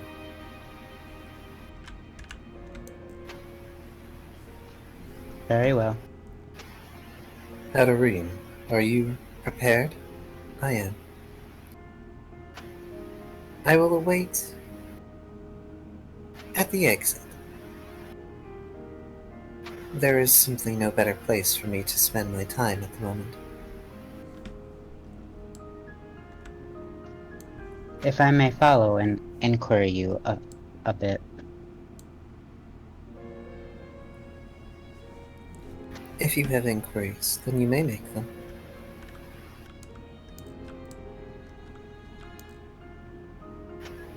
As Hatterene moves to start leaving hydroponics for the moment.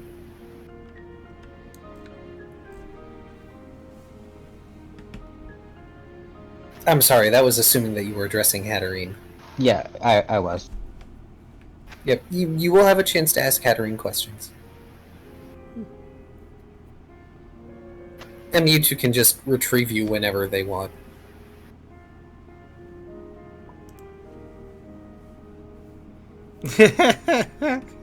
This seems a little like making two AFs talk to each other. That's mean! You're not wrong, though. I remember watching a YouTube video of exactly that, and the bots just... One of them just got really passive-aggressive with the other ones. Like, yeah, I answered that question. Like, okay. Like,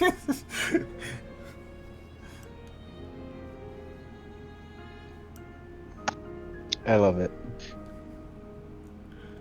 I don't feel like doing the voices right this second, but Florence and LOKTHORI will be able to join you all as well for picnic time.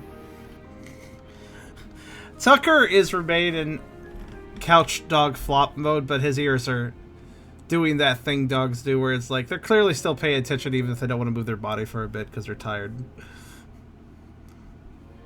So just radar dishes to keep up on things.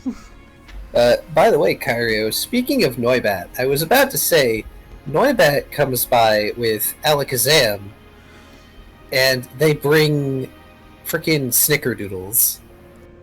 Like freshly baked snickerdoodles. Alright, snickerty-doo.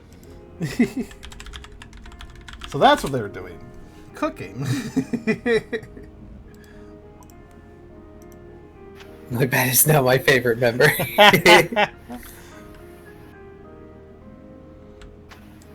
Mr. Mewtwo said that you all were probably going to be hungry after, whatever it is you got to do. So, Mr. Alakazam helped me make these.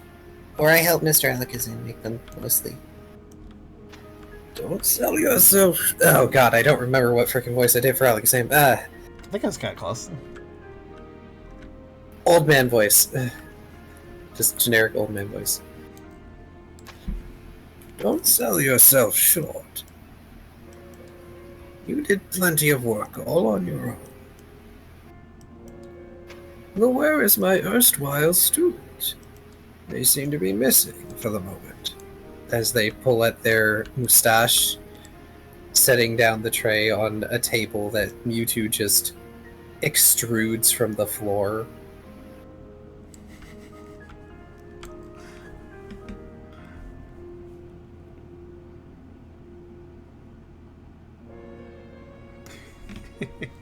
Tucker just kind of paws at the couch, kind of pushes himself as he lays on his sides, kind of more towards the table. But of course, He'll have to get off the couch to get a cookie.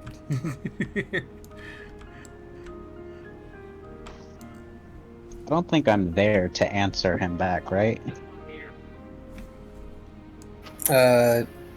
Alakazam?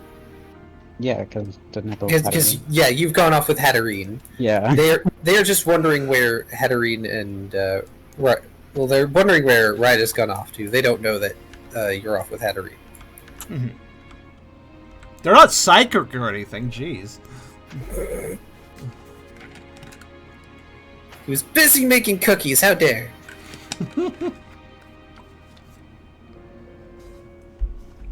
Ooh, cookies. Brooks those are pretty good. Good job, Noibat. Right, I went with Hatterene to wait for us at the exit. Ah, so you are successful. Excellent. Well then. Unfortunately, that means that my time tutoring young Noibat seems to have come to its end. Tell me, did you enjoy your time, my young friend? I mean, I guess. It's not like I got any stronger for it. Ah, but you did learn a few things. Knowledge is power, even if it does not quite seem so all the time.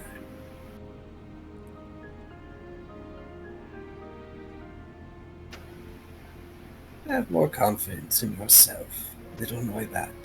And they gently pat Noibat on the head while they just sort of stand on the table. Noibat squeaks.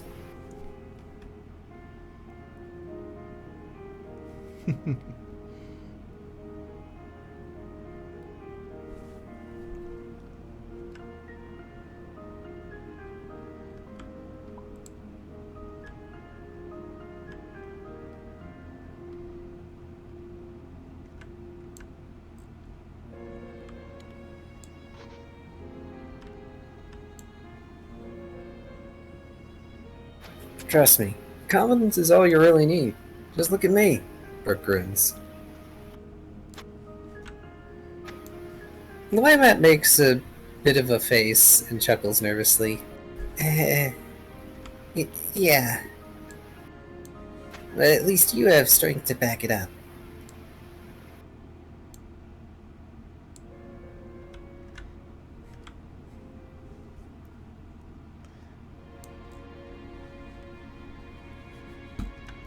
Getting this boy to not associate all progress with strength is going to be a hard battle. Sir, they are a dragon? It is in the genes, I suppose. And they have had less than a day to process what their own kind think of them, and now this? All in the genes, but Noibat can't find any in his size. He's too small. I was waiting for that kind of joke. That kind of joke is floating at the top of my head 24 hours a day. That really fits you, honestly. Like a pair of quintuple XL jeans. Okay, now I'm only triple, and a half. And it's really tight. I should go up to quick jump. I'm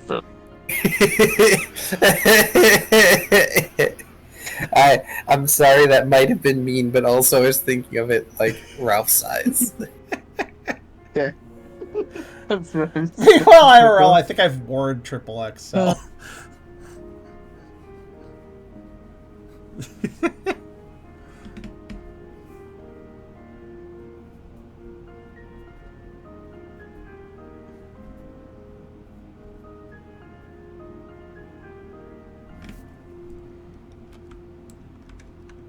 Alright, you know what? Tucker's doing a move. Tucker is doing a move. He is scooted along the couch, but he must get off the couch to get a cookie, so instead he's going to baby doll eyes to see if somebody will hand him a cookie. That's fine. You may baby doll eyes to see if someone will give you a cookie.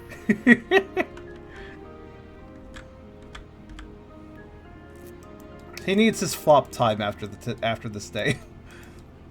It may have all been harmless technically, but he went through some psychological stuff.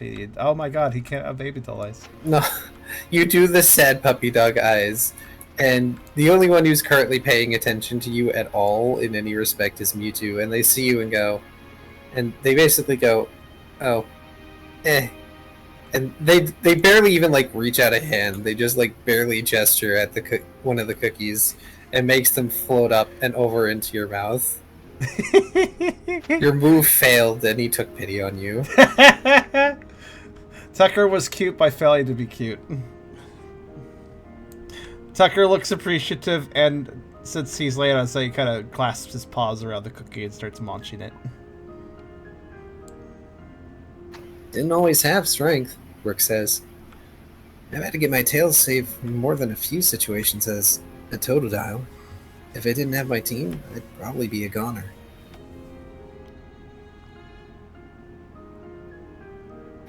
I mean, well, I did meet you all when you first came to Savantown.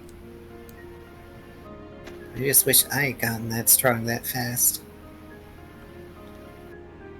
I will eventually, I guess.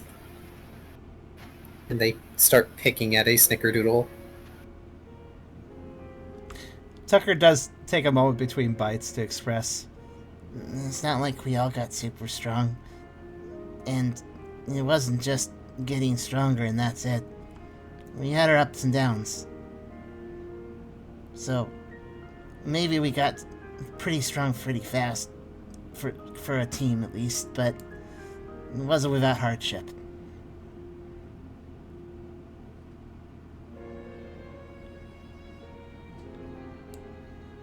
As an aside, Hydra, did you actually want to have a conversation with Hatterene, or is this Rida just passively asking things of Hatterene? I imagined this would be a conversation where Rida would ask a couple questions, and I would just have it as, like, out of here, like we can do it on the RP channel. Okay, yeah, we can do that. That is fine by me, especially since Rida is away from the rest of the group. We will just need to remember to do that. I will definitely remember. I am certain you will. And then I'll have a text record of things so I can remember it easier.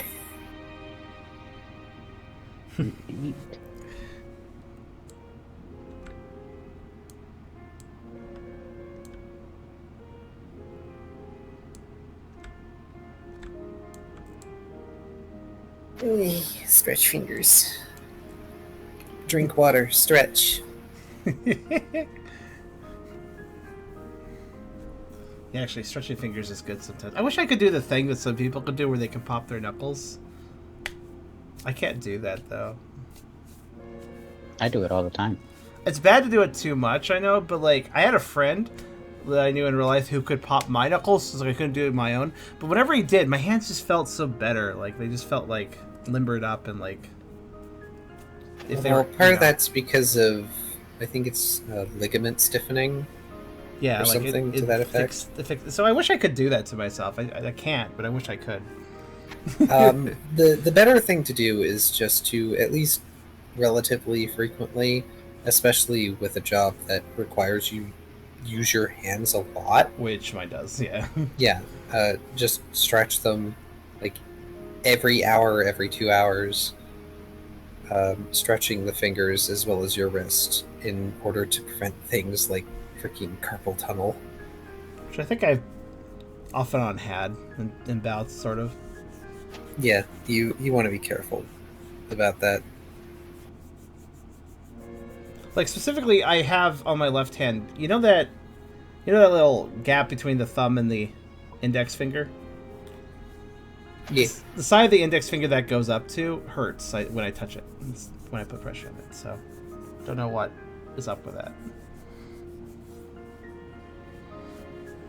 We got strong quickly because we had each other to help, Brooke says. There's not a lot one Pokemon can do all on their own. Even Mewtwo here can only do so much. Impressive as that amount is, admittedly.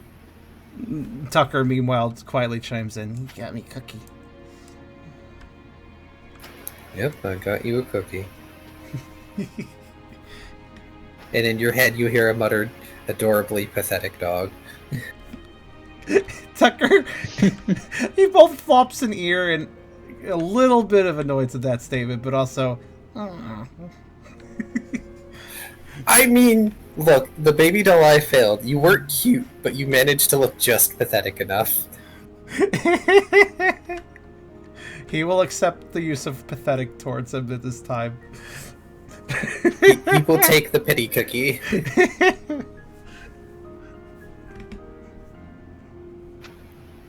Even my immense power can be outstripped by others, and it's only with allies that I was able to make this place. Nothing really stands on its own particularly well. That said, how long would you like to rest?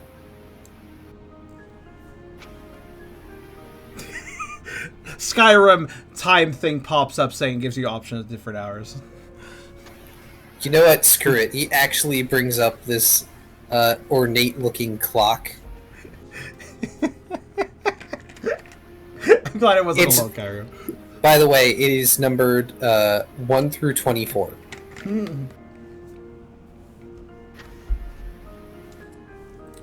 We try, and it's like, you can't rest, your monsters are nearby. Shit. They are. They're everywhere. They're pocket monsters everywhere.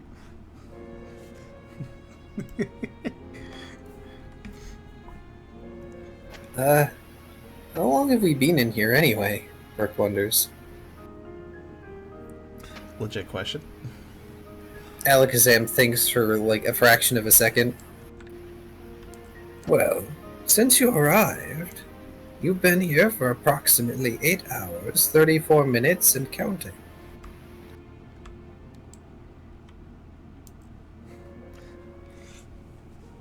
And assuming that you also passed through the Dragon Caves, the trip must have been much longer. I would go so far as to guess you all have been awake for more than a day.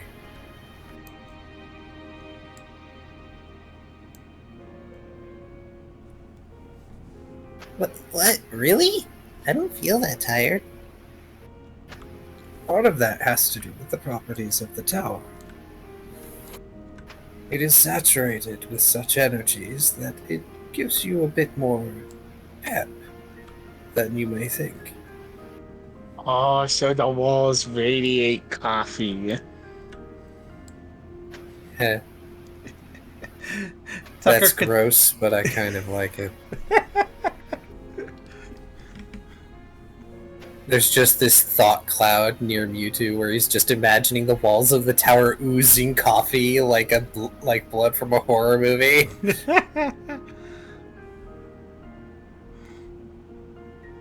Oh no, not bleed radiates. It would be more like a fine mist.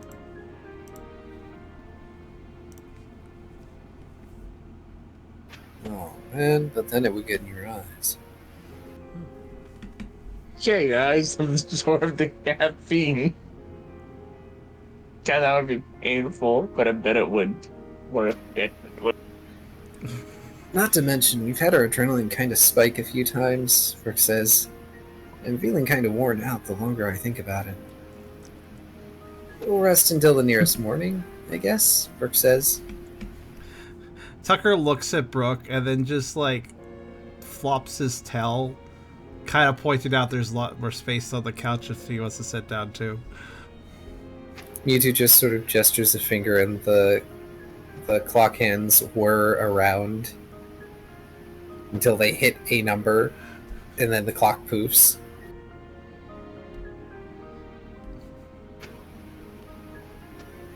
Hey, you know if you lay down I can't take you somewhere, right? Because I am already laying down and I don't want to go anywhere.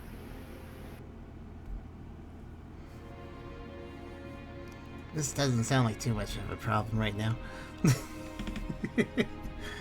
Except, as the Alakazam tugs on their mustache in an annoyed fashion, looking at the head librarian in particular. Guests of the tower ought to have proper bedding, don't you think, head librarian? That's exactly my point. If they all decide to lay down here, I'm disinclined to get up and move them.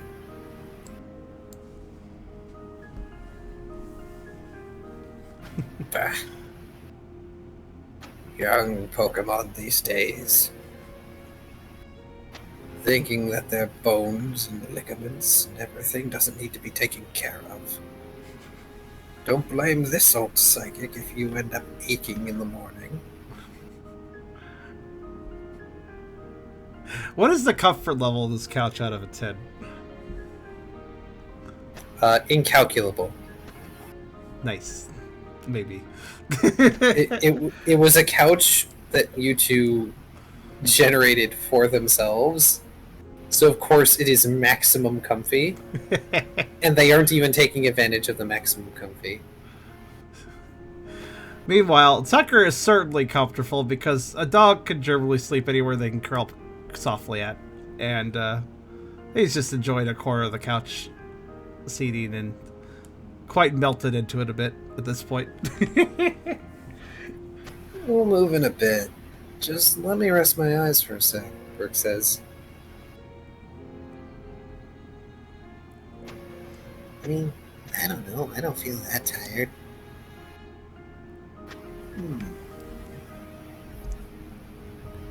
Alakazam looking at their staff like they're contemplating bonking Noibat over the head with it to make them pass out.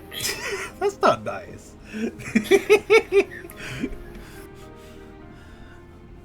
I wonder if being saturated by the energies of your dragon type's home would have something to do with that. What do you say, young Master Ralph?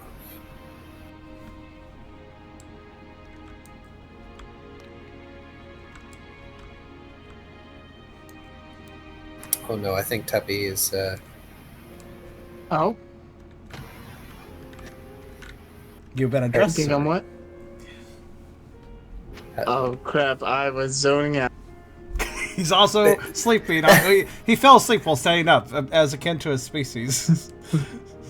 Can't stop because his eyes are closed. I apologize. Yeah. Everyone is considering taking an actual sleep because you all have been up for what may be potentially more than 24 hours. I also think we're metagaming slightly because everybody is IRL is a bit tired too. A bit. But I'm still good. I just zoned out for just a second. That's okay. Oh yeah. That's good. Alakazam was positing that Noibat still has energy because y'all passed through the dragon type area that's full of dragon type energy. Dragon's Path. Yes. I like just his natural dragon-y awesomeness because he's so strong and dragon-y. Not like us, much less energy having non-dragon. What a statement. It'll make him feel good. Are you sure there isn't somewhere I can do some combat practice or something? Mewtwo actually, half lifts a hand, and Alakazam glares at him in such a way that he just lets it flop back down with a soft thump. You Nope. could practice against my tummy, probably. It's probably like a punching bag. I don't know. I wouldn't want to hurt you, Ralph. I mean, I know I'm not that strong, but still. I am, 80% sure you're not that strong. Noibat is not sure if this should be a blow to their confidence or not.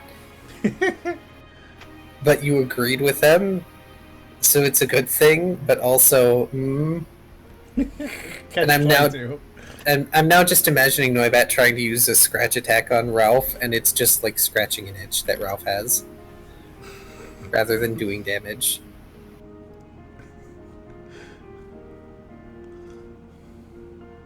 Furious swiping. Oh yeah, right there. That's the spot. Yeah, right there.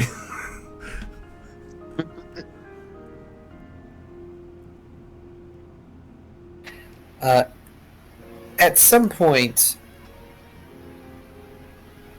Mewtwo is going to actually get up. They don't look happy about having to get up, but also they can bend reality, so why do they care? Okay. We might as well just find your friend and get you all to some sort of bed. Then you can get off my couch. Tucker goes. I haven't had a couch surfer since that tiny Esper a while ago. I wonder where they went.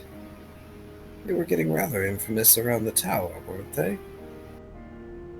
I guess. Mewtwo shrugs.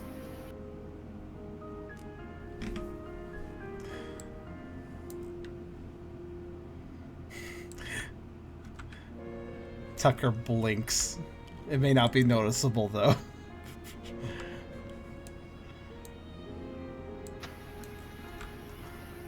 Mewtwo stretches their arms up and groans a little bit. You can almost hear, like, bones popping into place.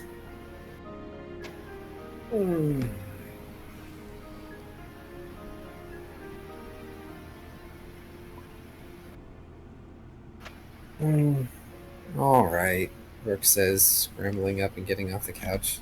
Let's get going then. Don't worry. I intend to do as promised. As soon as you all have had a good nap. And something besides tea cakes and cookies to eat.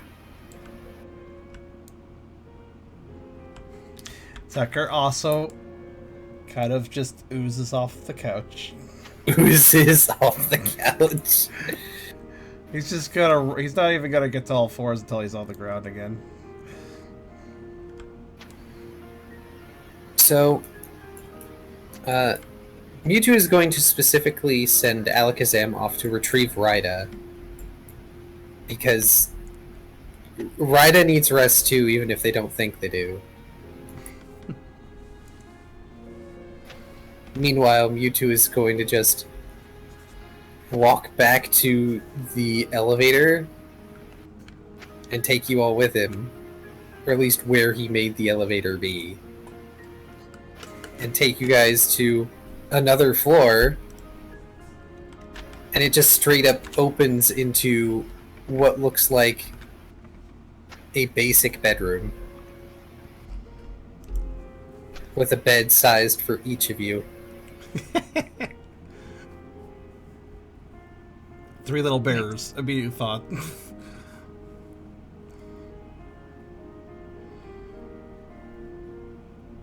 There is a small doggy bed. There is a large, rather basic bed, and then there's a pool of water. Nice. Well, walk up to the dog bed. This bed is too small. Walk up to the water. This bed is too wet. Walk up to the actual bed, but this one, he pats the mattress, is just right. Alright, it seems like this session was unfortunately very low energy, but that's okay. I mean, I did some Ralph shenanigans. I think Ralph's nap/sleep was the only one of us that got him energy. Good for you, bud. My nap backfired on me and just put me into my body into I want to sleep more state. And Kyrio barely got any sleep because of a bad sleeping position. Yeah, unfortunately Kyrio's energy is dwindling very quickly. So while I would love to exposit on the thing that Rhyda wanted answers for now, it will have to wait until next session. And boy howdy, that will be a heck of a thing to start next session off with. I will say that Rhyda has the choice to either join the team in this room, which is somewhere in the tower, or to use their own room. Because Rhyda does have their own room.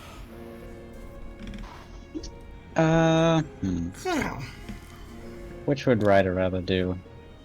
Probably... How far would the room be of their own?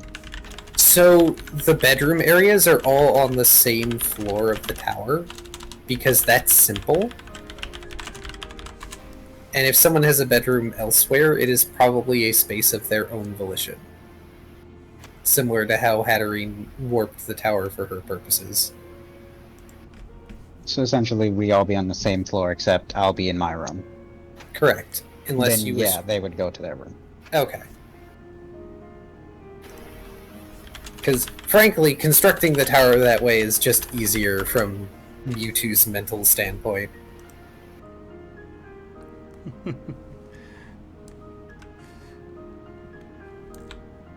Alright.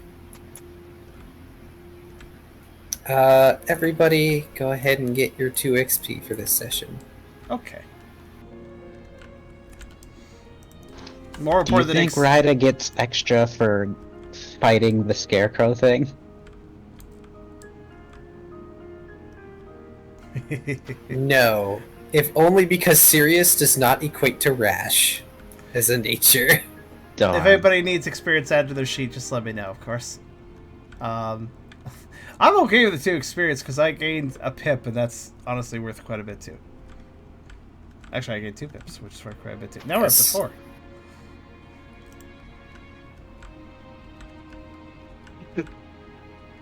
It's time it would be Crown Ralph getting the XP. Curious thought. If he could figure out how to mix Fire Fang and Dark Pulse, I wonder if that would give him a advantage on figuring out how to do the same thing with Ice Fang, since the moves work somewhat similar to each other. It might. That would probably fall under variant meld move. Like, basically elementally charging it differently. Potentially. Yeah. Because I know I made rules for meld move variants because Tiber specifically had variants on the Scarlet Orb meld move. There would still be terrain involved. I just feel like it might fast track it a bit if he could master one of the types. Yep. Yeah. Variants are much easier to make, but if you choose to make a move that has variants, it can't be a signature move, I don't believe. That's fair. I will have to, I will have to look at my rules again.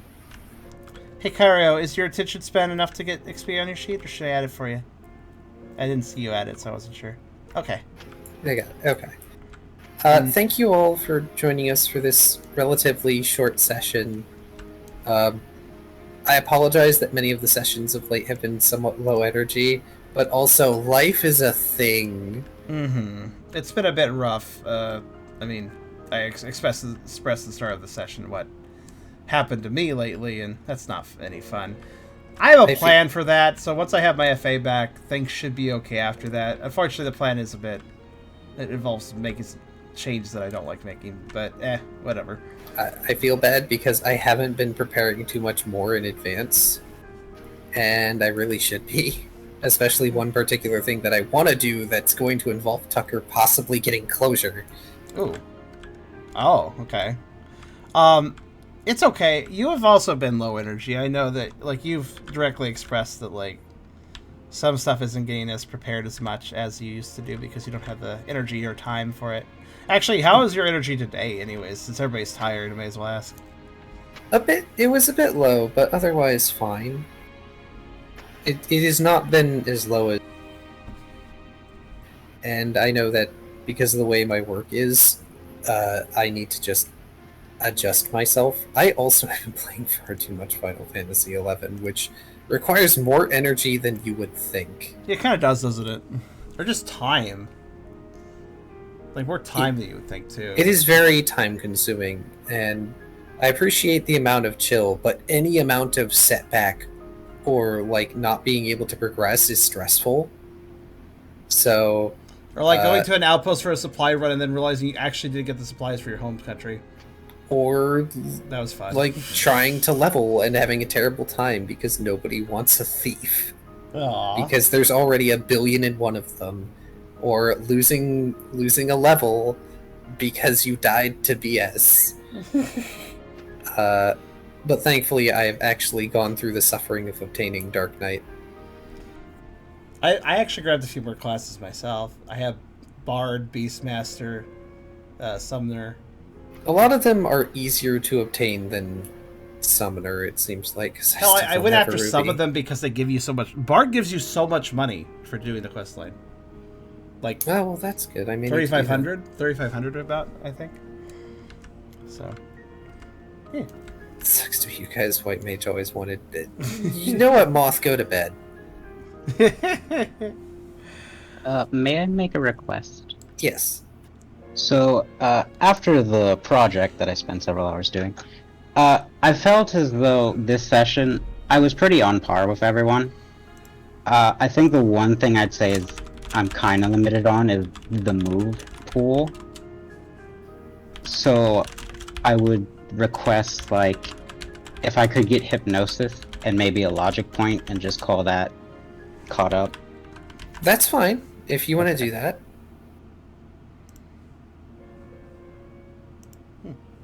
I am okay with you doing that. Doing what?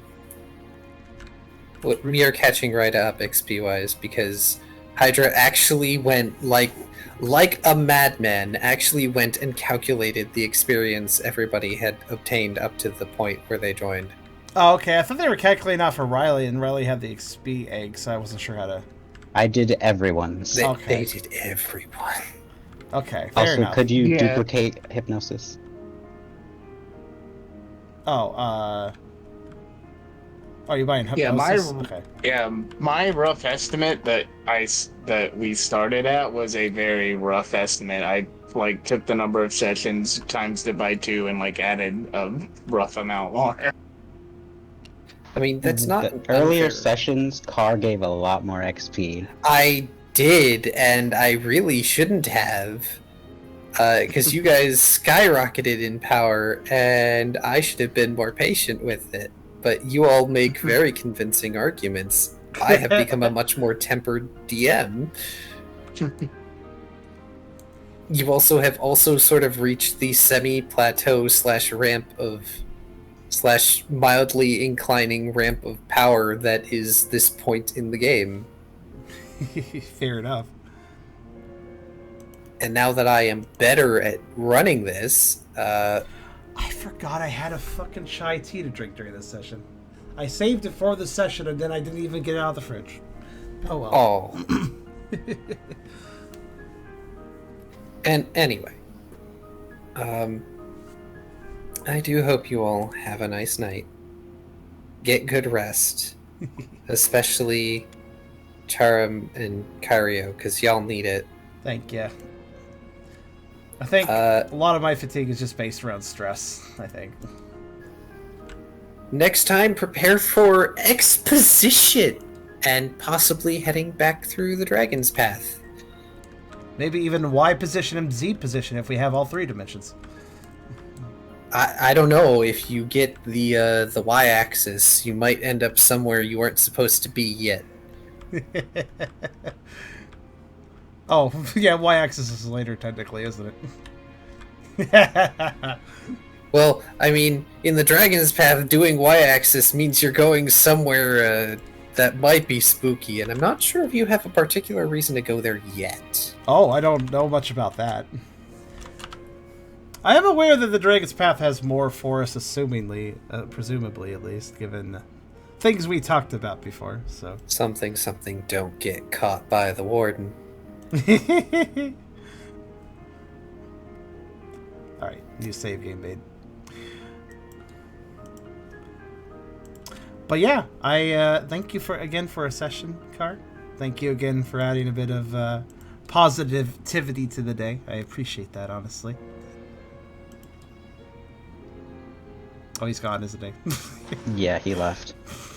I'll send that to him on Telegram after I'm done here then. Alright, well, with that being said though, I'm gonna end the video and say that I do hope people enjoy the session. It does seem like Maybe the viewership numbers are lower because we've been lower energy lately. Life happens. You can't do much about that. Sometimes the sessions will simply be more exciting than other sessions. So hopefully we do return to better numbers later, though, because this was a kind of a low point week. Hopefully next Pokerole will have better numbers. We'll see, I suppose. But yeah, of course, those of you that did come tonight, thank you very much for coming. I do really appreciate it. And of course, I appreciate you viewership on YouTube too. I definitely appreciate the people that watch over there. There's a fair chunk of people that watch over there too, which is nice because a lot of my YouTube videos don't really get that many views, but there's definitely some Pokerole fans. There's definitely some obviously Playing by the Pound fans and such. Sure. We've been having a rough start this year. Yeah. FA imploding definitely is not a good start to the year. Yeah. I've actually encountered one or two fans that like watch this on YouTube, like out in the wild. Oh, that's as cool. Much as the internet is quote unquote the wild. Might be a bit of a stream consistency leave delays cancels. I'm also playing for our views. Yeah, it's true. If I break from schedule at all, that can affect views. Also, it's January, which for some reason or another, at least on YouTube, January is basically the month where all the big YouTubers or all the people focused on YouTube, you know, the YouTubers out there, that get YouTube revenue. Basically, January is the month where all YouTubers basically go, all right, I'm not spending much this month because I'm not really getting a paycheck this month. I don't know what it is exactly, but January is like a really shit month for creators. I don't really know how it affects Twitch exactly, but if it affects YouTube revenue, then it's something involving viewership, and if it's something involving viewership, it could affect Twitch as well. Something about January just hurts creators, like video streamers and YouTubers. It just hurts them. I don't know. I don't know. Post-Christmas burnout, nobody wants to hang out, watch content. I don't really know what's going on. It just happens that way. But that's alright. Let's see here. I'm not a creator. It's weird being a creator. You think that being a creator you'd learn all these sorts of things, and I have, but it actually is rather hard to, like, I really wish there was some collaboration between, you know, creators, like, you know, YouTube and Twitch creators. I wish that people would collaborate more and like share their knowledge, because there's an awful lot of stuff that you just have to figure out on your own because nobody's bothering to tell you about it, and it kind of sucks. Like, there's really no like guides on this, on a lot of things, a lot of technicalities. Like, for instance, nobody told me that I would be dealing with tons upon tons of scam emails attempting to trick me into illicit promotions that actually, you know, installed malware or something. You know, hey, we'd like to promote your channel. Like, I didn't know those scams really were a thing until I started getting a bit bigger on YouTube. So, yeah. I think it affects the pool of available ads due to holidays passing. Oh, that might be it. It might be something involving ad drought. That's a good point. Yeah, I've actually gotten scams of people trying to like sell me VTuber shit. Yeah. I saw somebody recently. I saw a YouTube creator that recently got their channel hacked for a while, because they downloaded OBS, they reinstalled OBS, but the download for OBS was, the promoted download was not the right site. You know what's funny? Is that OBS's legit site looks less legit than the fake site did. It basically, the fake site had an address that like made more sense, basically. I don't remember what the tagline for it was, but obsproject.com is where real OBS is, and the fake site was like obs-broadcaster.com. Between obsproject.com and obsbroadcaster.com, which do you think would be the real site? Like, probably the latter one, since it literally is the exact name of the program. But no. Some people are getting scammed out from that. And I feel bad for them, but I do have to say, some people give me flack for using XSplit. Well, I avoid this scam because I use XSplit. Using the less popular program is sometimes a good thing. But, but yeah. When something looks too... It was literally a copy of the site. I think they just copied the site template of the real site, so, like, you couldn't tell them apart, aside from the address. But yeah, in any case, thank you for coming, everybody. Thank you for watching, YouTubers, and of course, we will see you all in 2 weeks for session 99. We're getting so close to that big 3-digit hit. Woo! And I do have a few changes for episode 100. So you guys can look out for that soon. Woo! But yes, you all have a good night, and I will see you on Friday for more Full Moon Friday. And until then, see you for Pokerole in 2 more weeks. Woo.